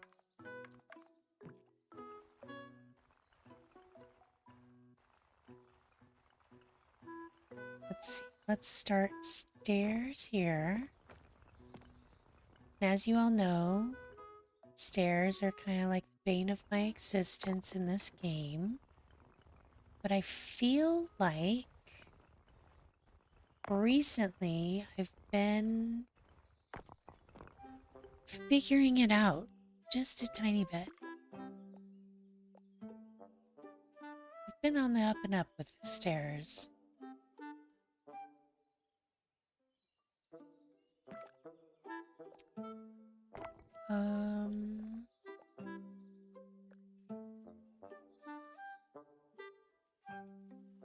So I think what's happening here is that this building, where this wattle is, would normally demarcate like where the floor height is. I feel like where these stairs... Oh, okay. Never mind. Ignore me. I can just lower everything. I was gonna say I was gonna have raised floor heights or this was gonna be a weird building, but nope. Just ignore me.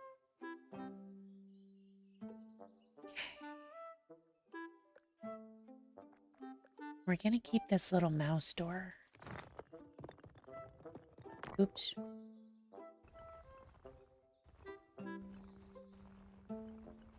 So let's move this landing over here. Did that do anything weird? No. Wow. Well, I don't really want to jinx the dirt, but I will.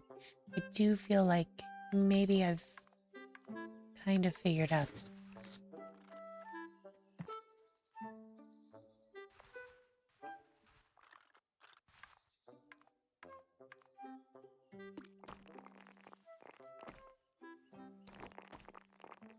This building's like, we're Christmas.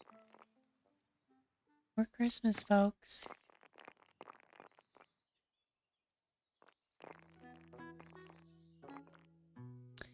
Ooh, and I love when you do it in the middle, it creates more detail.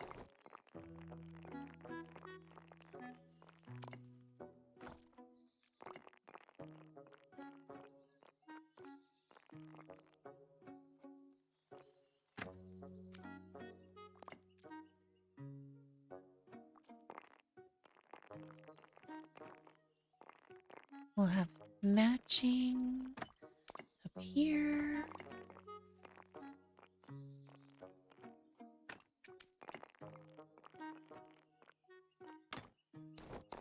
That is super cute. Little laundry.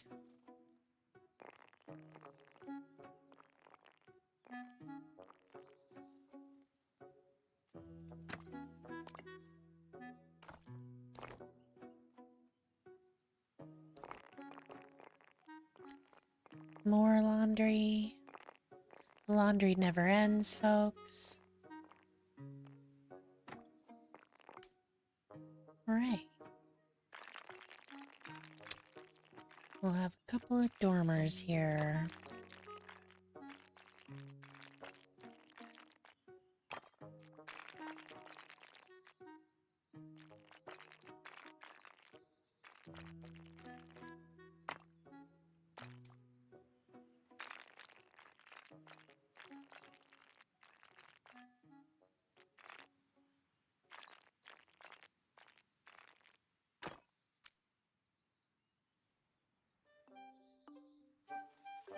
A house spaced out.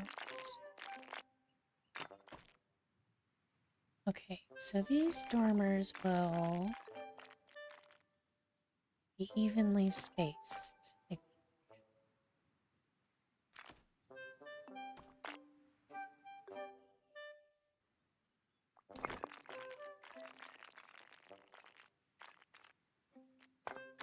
kind of like a little light tower or something.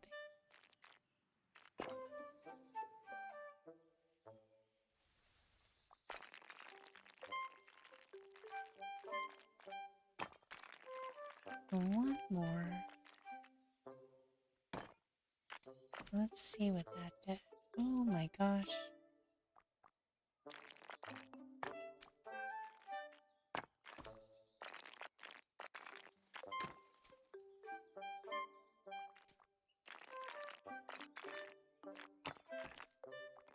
There we go.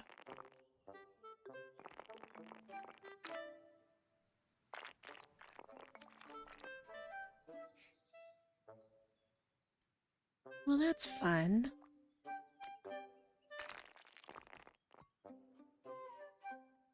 Now I gotta say, I think I am coming to the end of my tiny glade portion. But yeah, it's been 2 hours. Let's switch over to SketchUp and just dink around in it. I'm gonna place one more door. Dink.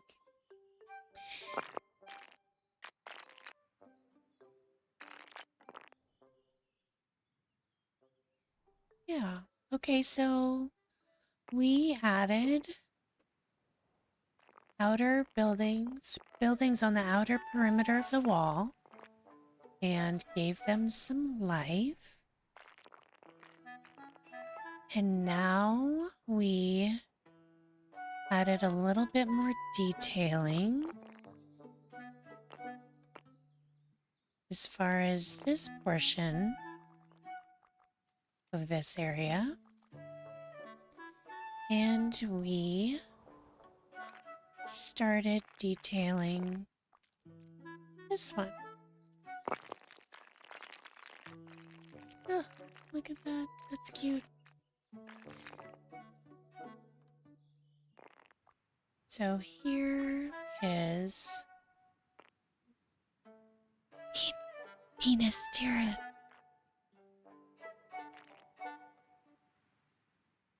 There it is. We're getting there, folks.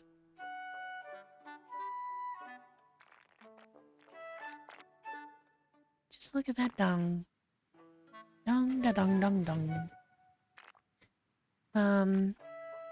So yeah. Yeah, we're getting there.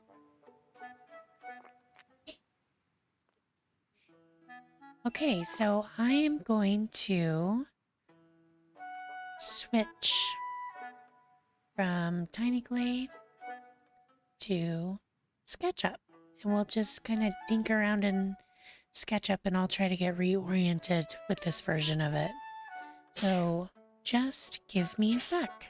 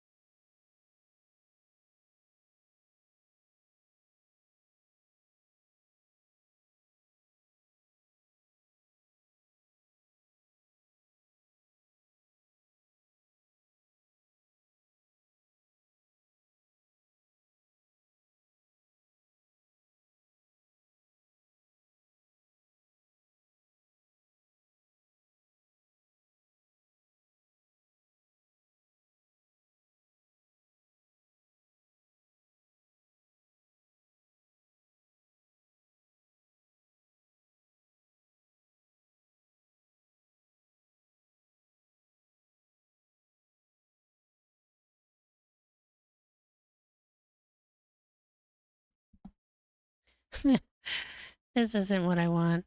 Hold, hold, hold, please.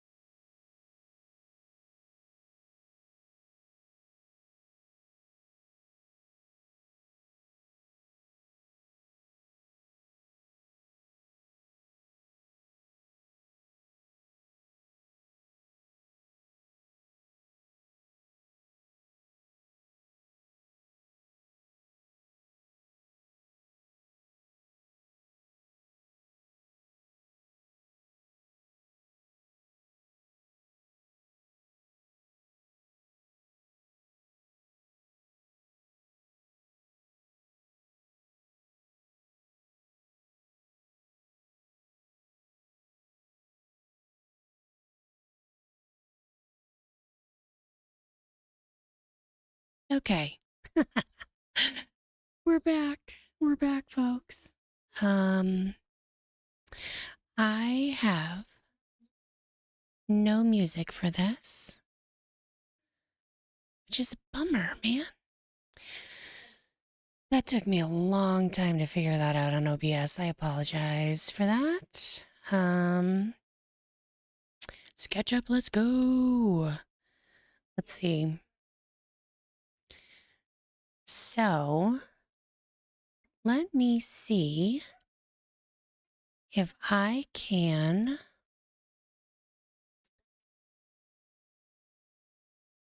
copy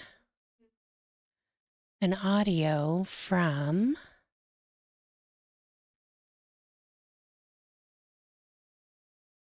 I want to get Spotify. I don't think I have Spotify open though. Copy.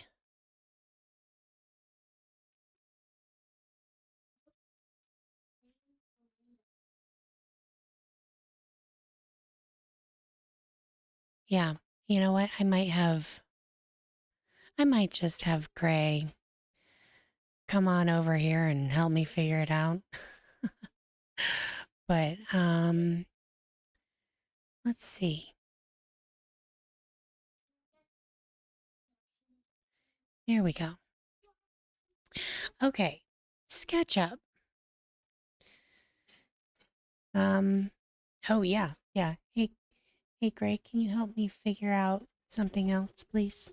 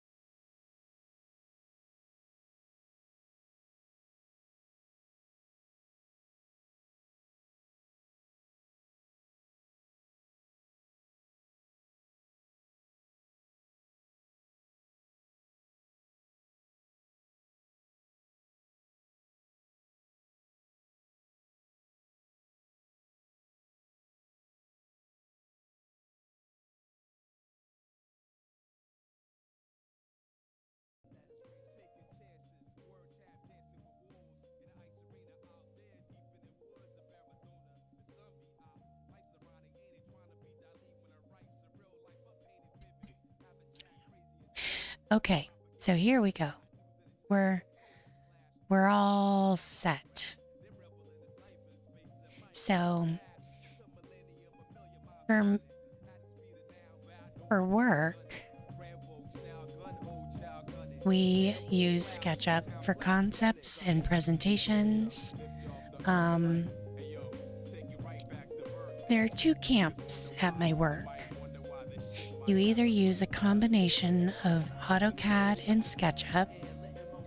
AutoCAD is totally 2D, and SketchUp brings in the 3D aspect for concepts and presentations for clients.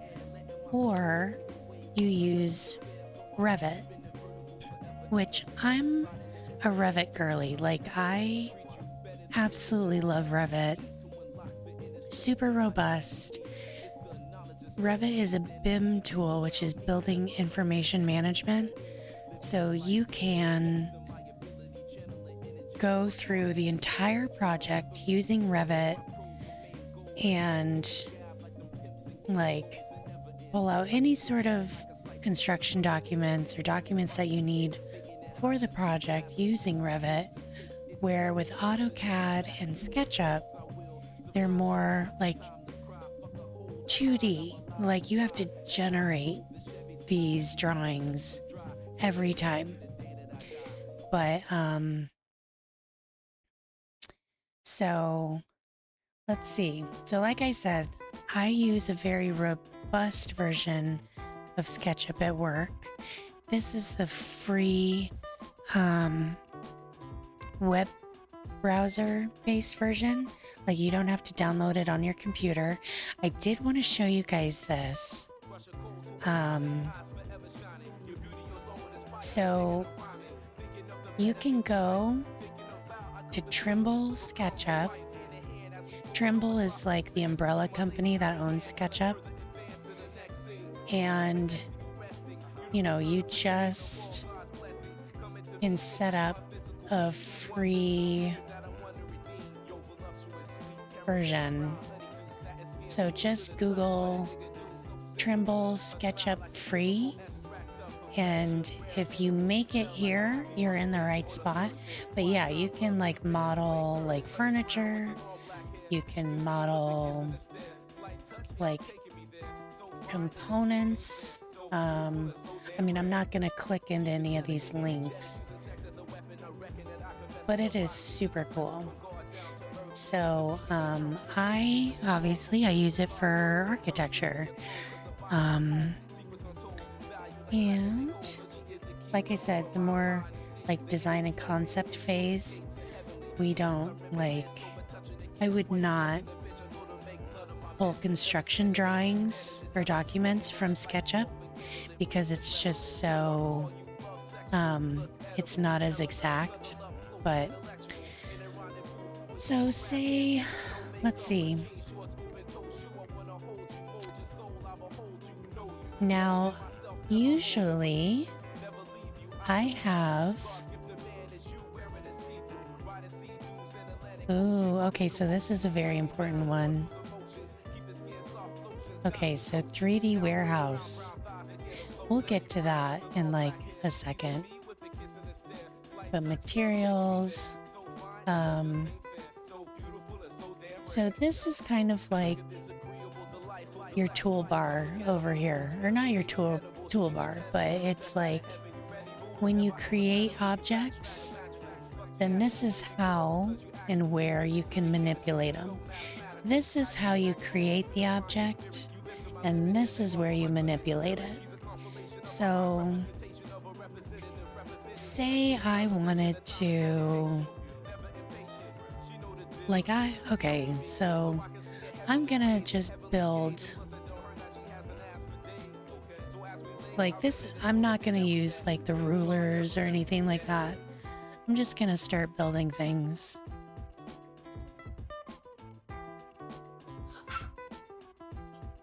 Oh, let's see. Again, like, you don't have to be very exact with SketchUp. Now,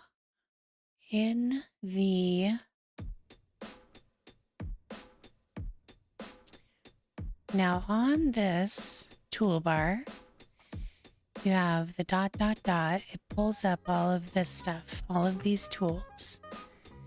Now, I usually like to look from above, like have an aerial orthographic view so that I'm not like skewed, having a skewed perspective like this. Let's see. Where are my tags? That's not exactly what I'm looking for. I would imagine that if this is like this is the version of SketchUp you'd put like on an iPad or something like that, or use while you're out on the field, when you have like your iPad, excuse me, or something like that.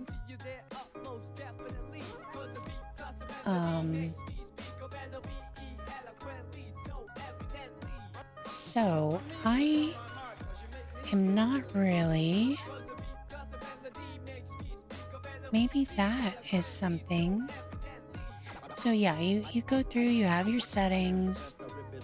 You can import from your device so you can keep working on stuff, or you can export into all of these types of file types. Like if I were doing my normal workflow between SketchUp and AutoCAD, I'd be like, oh, okay, cool. I want to export this into a 2D DWG so that I can open up this file up in AutoCAD and use it.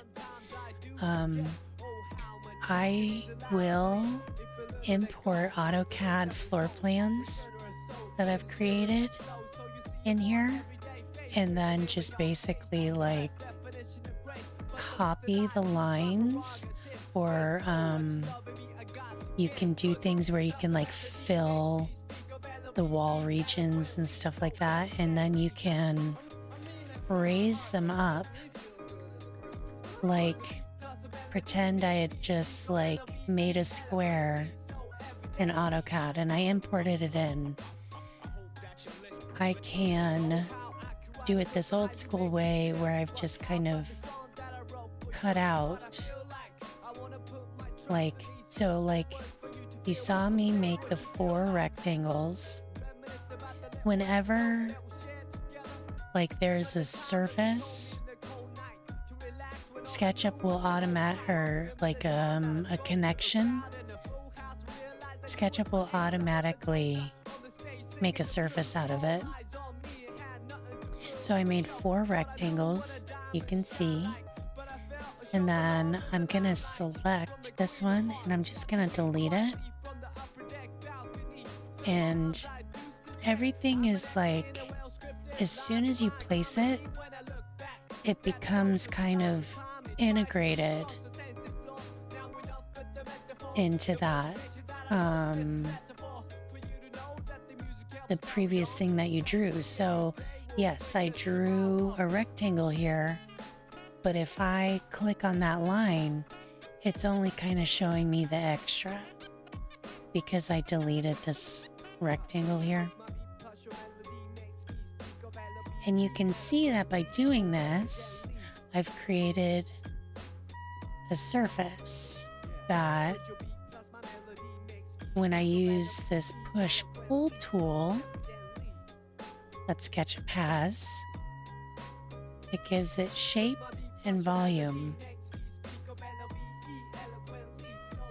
And yeah, like you can definitely do different things where you're like, oh, I want this to be a certain height. Like this is 9'1 1/4. So in the US, that might be a typical floor to ceiling height. And then what I can do is like you set up keybinds just like you would in any of your other programs, games, tools, whatever. And it's like, oh man, like I made these walls like way too thick. Like my keybind for push pull would normally be like P. But yeah, you can like adjust these surfaces. Now, let's see. So if I wanted to make like a storefront or something like that, and I don't know who this guy is. He's got a ukulele and a dinosaur shirt. Let's call him Jim. We've got Jim here. He's just hanging out. SketchUp always includes a model like that for like scale. You can erase him if you want. I think I want Jim to hang around. But yeah, I'm just gonna start like doing whatever here. This is not normally how you go about designing a building. I just want to show you some of the functionalities. So since I drew shapes on this surface, and you can draw more than just squares, rectangles, you can do polygons, and I think you can control how many sides the polygon has. Okay, so enter 3D text. Jamama. I don't want this font called Architect's Daughter. No. Let's go with Oswald. Build, let's see. I want it to be 1 foot tall. Text filled, extrusion. Let's do that. Jamama was here. And you always want to like, it'll give you a control, like a grip point to put it on.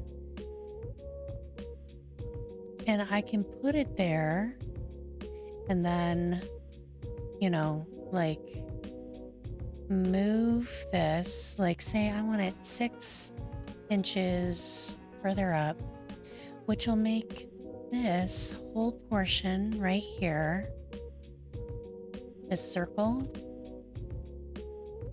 like that'll be in the way. So I'll just select it and delete it. And then I can orbit.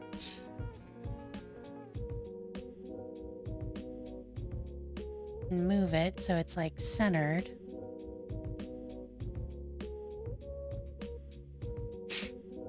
Now, what you can do on this is say I want to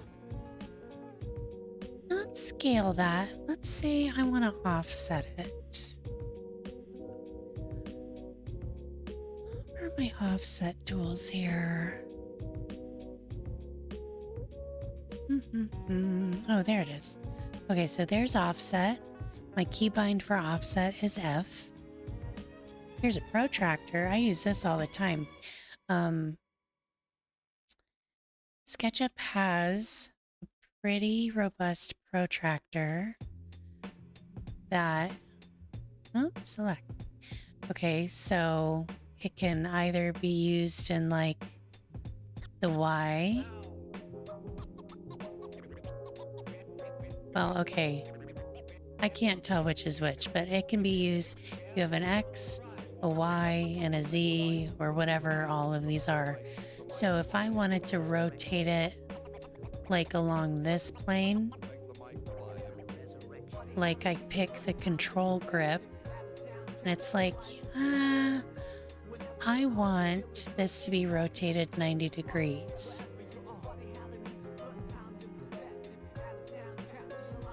And it didn't do it. But it did set up a nice control line for me, so that was great. So one thing that you want to do with SketchUp is you always want to select the items. I'll even select Jim. Let's rotate Jim too. You always want to select the items that you are... Wow, it is not doing this. It really... Normally...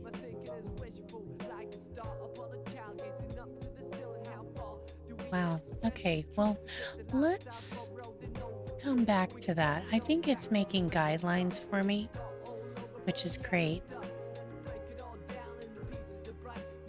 Oh, you guys, I'm so silly. This is the rotate tool. No, that's Orbit. This is the rotate tool. So the keybind for that is Q. We want to rotate Q, but okay, this is why the protractor just sets guidelines for you that you can draw with, but the actual rotate tool will take all of that and rotate it in whichever way that you want. SketchUp also has an undo button. So I can undo that if I wasn't happy with it. So for this, like I select, like if I touch this line, say I want to select this whole rectangle here. If I just do one at a time, like it'll only select the one thing. I select and I'll hit Control to collect the rest of them. And then I want to rotate this 90 degrees. Now I've rotated it into this item here. So because these lines all intersect now, I've created 3 different surfaces. So that's something that you want to keep in mind if you ever do use SketchUp, that it'll always create different surfaces. Now, if I don't want the surfaces to be there, I can then select these lines. I can say this is the shape that I want like this to work with. You can right click and make a group. So now it should be grouped together. Should be is the operative word here.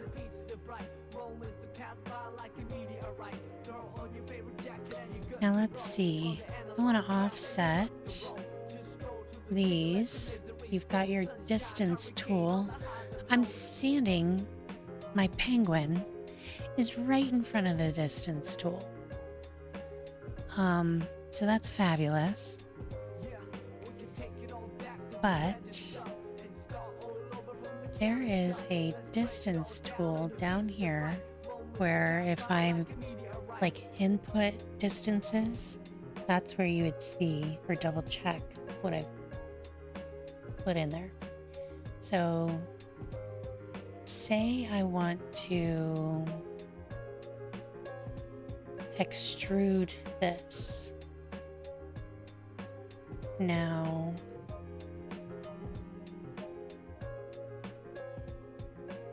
I made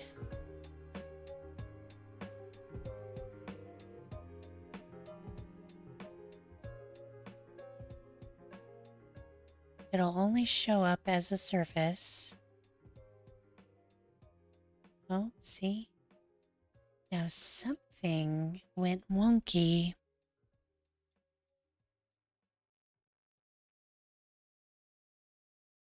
Okay, so it was probably when I did that, when I started deleting everything.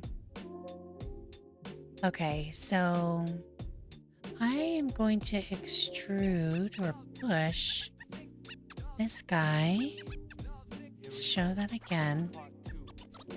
I select this surface. I want it to come out maybe 1 foot. This one I'm going to push back maybe 6 inches. This one I'm going to pull maybe 3 inches.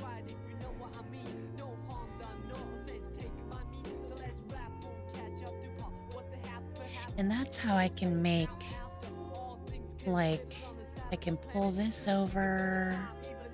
This can be something else. You know, your possibilities are pretty endless here of what you can do.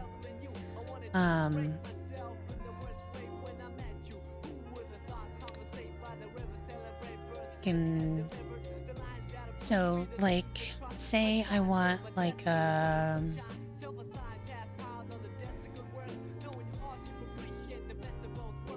let's see, let's work with materials here.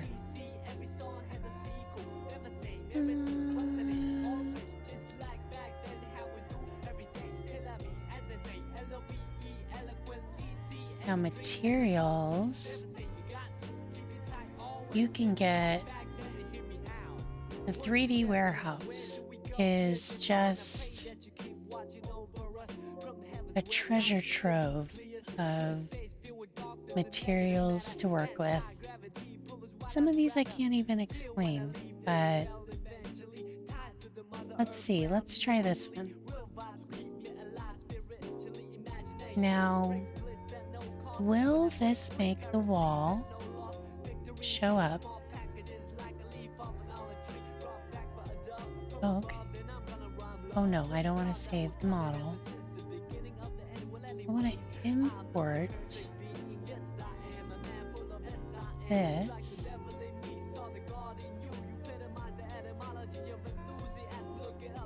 I wonder, like this is where this comes in, where I'm just orienting myself. Oh, okay. No, let's just use what we have rather than going to the warehouse for right now. So let's see, brick cladding and siding. I have at my disposal Ooh. Sandstone ashlar. Okay. That. I love ashlar. This is a... Oh, what's that? Oh, just masonry. Okay. So ashlar is usually chisel cut.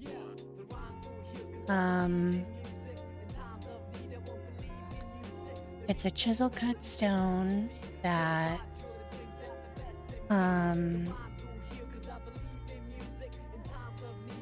so you can get like this little detail with the ashlar. It's not, I don't know, it can be rough cut or kind of, like I said, chisel cut. So it can come in a lot of different textures.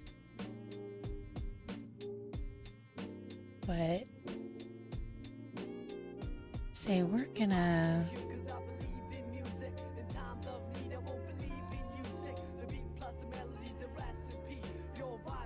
and like this is not how I would actually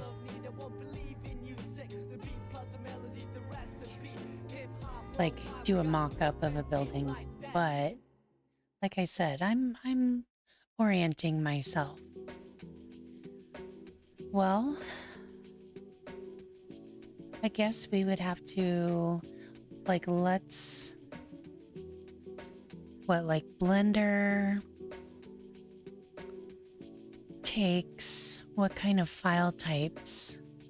I think Blender takes FBX.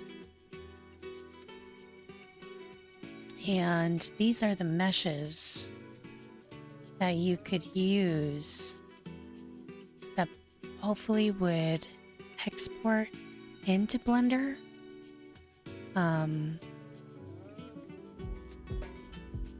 So yeah, this is kind of where I'm going with that.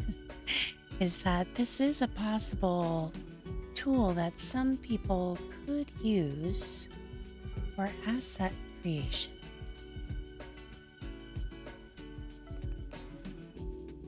Let's make that -3 inches.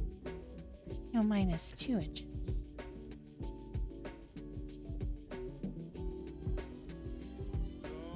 Okay, let's make this material kind of a... Ooh, window coverings. Now, you'd only do that on the inside because this SketchUp is an exterior and we'd use it for exteriors and interiors. So like this window covering, like these treatments, we would... I wouldn't do that out here. Are you talking about Jim? Jim here? Who's Portland Q?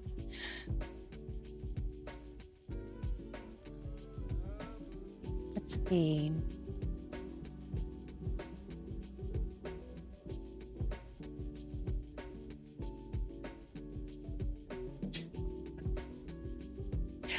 Oh, not tool time, or just tool time, not home improvements.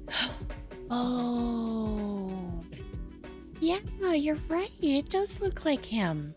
What was his name? Al? Al. Oh, I thought it was AI. Oh my God. Q. Oh my God. Oh, Q. Yeah, it does look like Al Borland. So, when you make something a material, like you change its materiality, when you extrude that, it like will extrude as that material. So, say I had this really boxy window frame right here. It was like the jamb and the sash, like everything's super boxy. Usually in our climate, it is maybe not so familiar to the European crowd or anybody outside the US, but it's called Climate Zone 7, which means it's pretty extreme weather.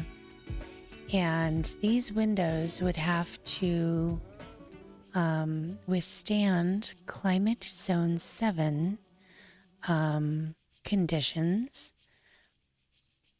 So like a window that we would choose for like somewhere in the Rocky Mountains would be a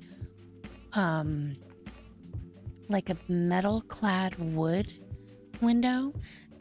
The window would be constructed of wood and then you'd clad it with metal to help preserve its integrity. Hi, Tinker.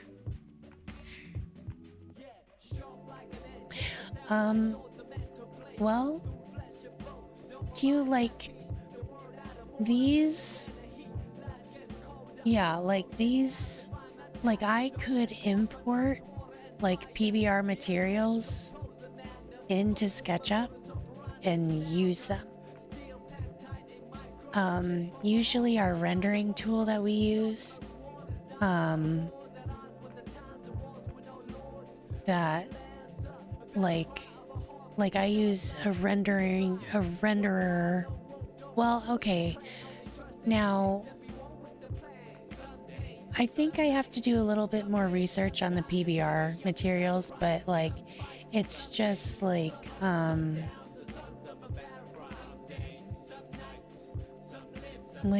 me go back into the warehouse. Like, these are some of the examples of some of the stuff that you might find. Oh, see, I just didn't have the browser open up. And like I said earlier, Q, like this is just the web browser, the free version of SketchUp. The one that I use at work is way more robust, or it's at least set up in a way that I can maneuver around a little bit easier because I'm just used to how it's set up. But let's see. So this is supposed to be carpet. Let's go back to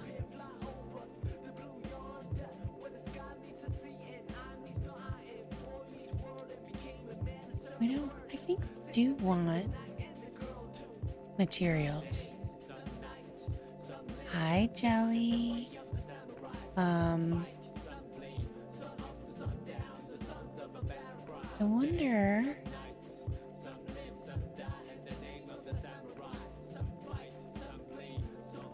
Like if I were looking for glass. I mean, yeah. Like you've got all of your texture maps for this, Q. I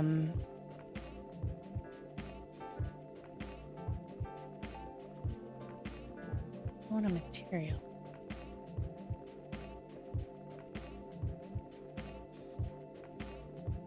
You could put cats.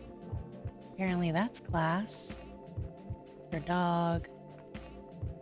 Yeah, I'm not like the warehouse is kind of a free for all. The warehouse is like mods.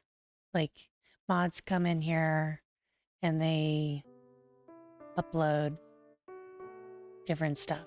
So if I were like,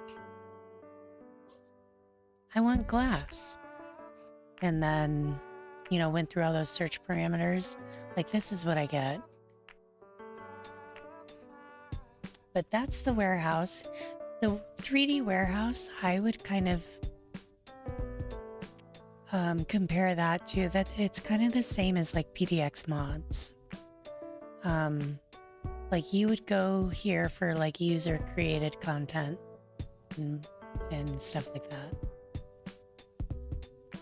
The stuff that is in SketchUp, you find either materials, you can import pictures and kind of create your own materials, or you can use what they have kind of in-house.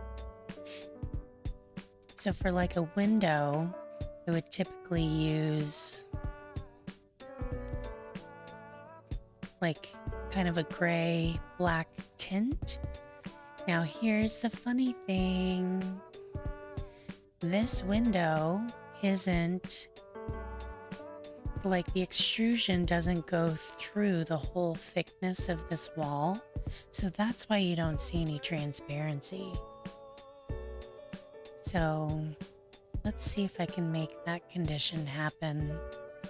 Okay, so I just made a door, essentially. Let me measure how thick I made this. 1, 2, and 7/16. So if I made this extrusion right here, if I pushed it back, oh, it doesn't want to because it's going to be a butthole. Fabulous. Oh, there we go. So if I push that back 1 foot 2 inches and made this glass material, there you go. Now the window has transparency now. If we hop on the inside, you can kind of see what happened here. Like, I pushed that window all the way back till it like interacted with this surface. It didn't, like, I didn't push it back all the way. Excuse me, like it said this thickness was like, excuse the imperial like measurement speak, but it said that this thickness was 1 foot 2 and 7/16. So I pushed it back 1 foot 2. So there should be 7/16 or roughly a ½ inch of thickness here representing the glass. The thing is, since I didn't push it back all the way, and when I changed the materiality of this, it turned this whole surface into glass because I didn't have any intersecting points right here. But if you ignore the outside, and you just look on the inside, there is transparency through that glass. Yay.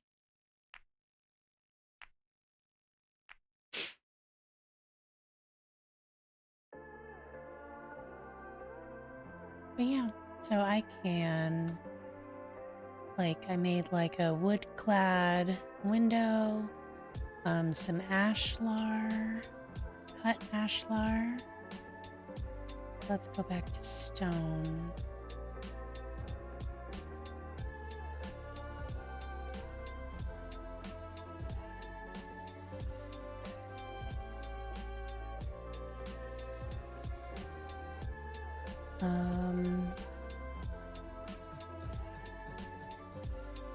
There's some beadboard. There's some brick. Here's some horizontal wood cladding that looks like it is cut to be a true shiplap. Shiplap is like the way that you place, like it's just one of the, I mean, you know, shiplap's like a thing right now, but shiplap is like how you place the wood cladding on top of each other to make it like, that's just one of the techniques. Shiplap is a technique or a style. So actually, I guess this wouldn't really be shiplap, because with shiplap, you have like the horizontal plank, and then a gap, and then a plank and a gap. And it's just the shape of that gap that determines what kind of shiplap it is. This is just overlapping horizontal wood siding. And, you know, whatever. What is this? What is that? That is weathered cladding. Okay, so this would be like, maybe reclaimed barn, like reclaimed wood from a barn, like up in Montana or something. That's really big for us, is we like to use a lot of reclaimed materials, just because the style of building that we design in our office, we have to, one, work with a national historic district. So things have to like look like they are naturally part of our regional vernacular. Like they're like, that building has been there, or that building belongs there.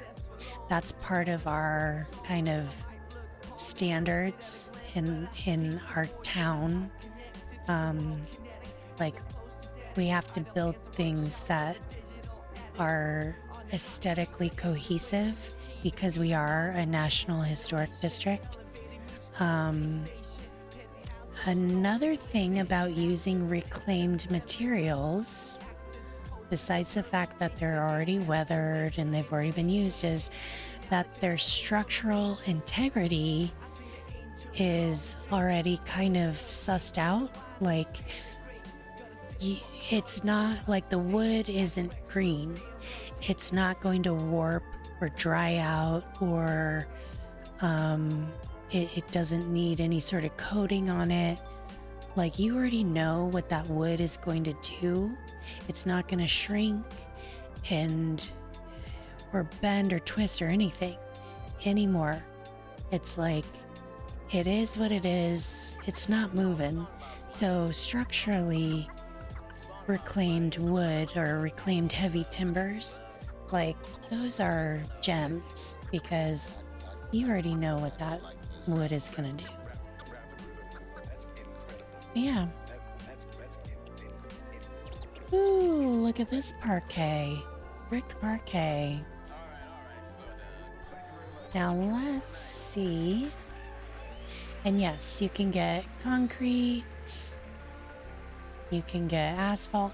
Now, the tool that I would use to render, like, this is all very basic and it looks very choppy, and the graphics aren't really the best, I would say. But the thing is, if you have a good rendering tool, or like, I think what, Q's talking about, like when you put this into, like, you have a texture map or something. I think that when you like use the rendering tool, like our plugin is something called Enscape, it really makes a photorealistic rendering using this stuff, like these materials that we're putting on here. Excuse me, I don't have Enscape. Like, Enscape is not free. You would not. Oh, look, there's a bunch of grass.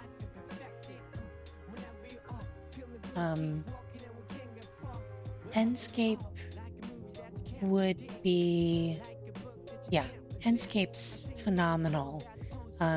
You can mess with the light, you can geographically locate your model and get like the sun and the shade studies from that specific location. Oh, thanks, Gray. You can, let's see. Like, Enscape's pretty robust, so it's pretty cool. But yeah, it's definitely not free, and so I don't have it here. Look. Like, so if this were rendered, like I build it here and then I render it in Enscape to pump out like the photorealistic rendering, and it would look like amazing. I mean, not the building, just the textures, and like they would look really nice. So, but that's not happening here. Oh, look. That's fun. So, yeah. I think, like I said, like, people should just play around with this.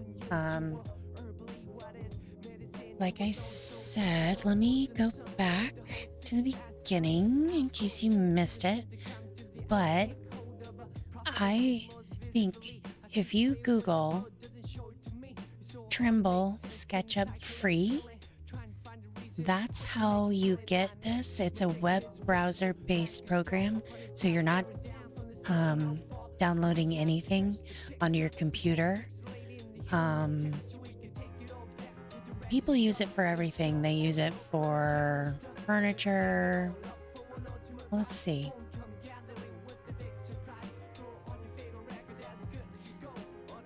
Like this. Now this is something that I would do using Enscape. But,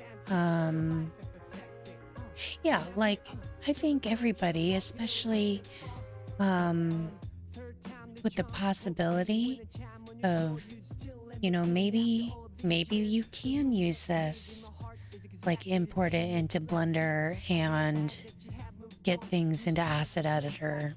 Like I would say, check this out. Like,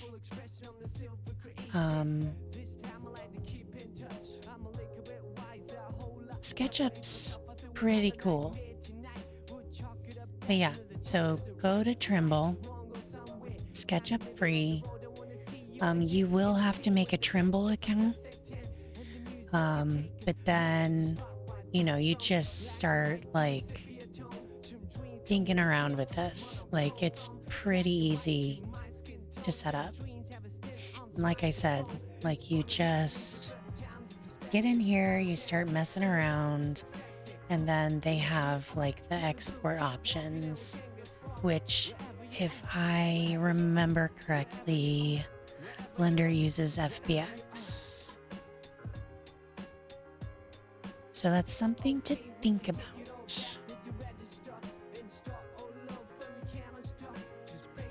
Anyway, so I think I'm gonna stop here. And look, Gray, you wouldn't have to learn right everywhere. You could just do that. Gray is phobic of learning right everywhere.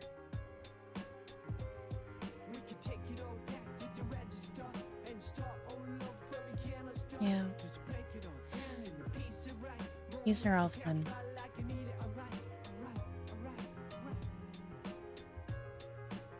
So yeah. Thanks, Jim, aka Al Borland. We've got our little Jemima house here.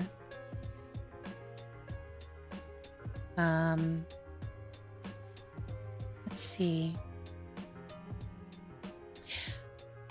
If you do mess around with it and you get to this item, like this part, don't purge unused items. Let's see if I'm gonna dox myself here. Nope, because it's web-based. Yay.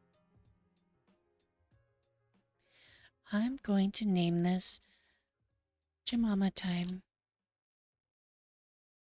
and save it here. All right. Well, I think I'm gonna call it for the day.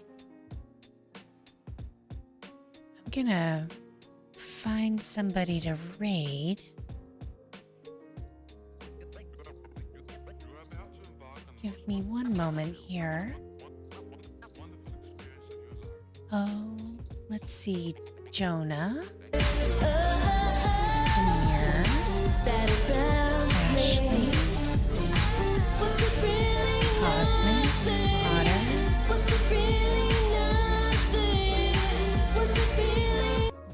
Say that again.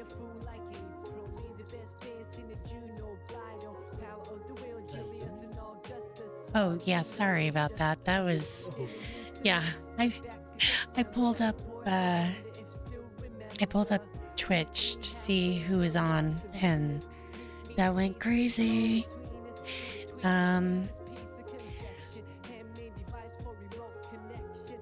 Sure, let's rate Jonah.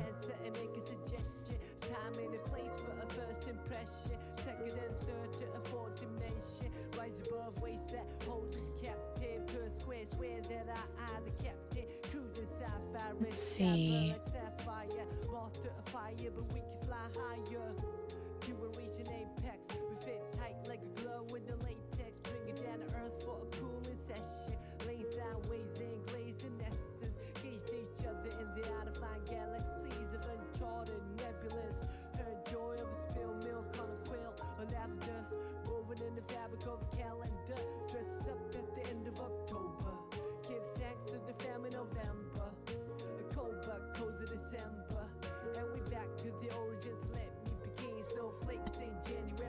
Okay, so we're gonna rate Jonah, and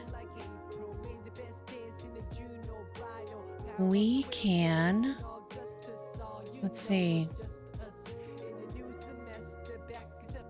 let's just throw up the good old raid message.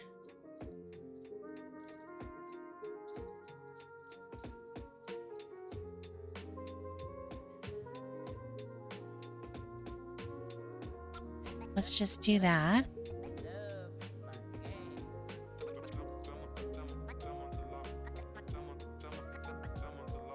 And yeah, thank you guys for coming in. Hey, maybe I did make a raid message. I can't remember. We'll check that out. But thanks everybody for coming in. Thanks, Gray, of course, for all the help. And thank you, Q, and Tinker, and everybody that's lurking. Thank you guys. I will see you guys soon. Tilly! Life is short like a dog on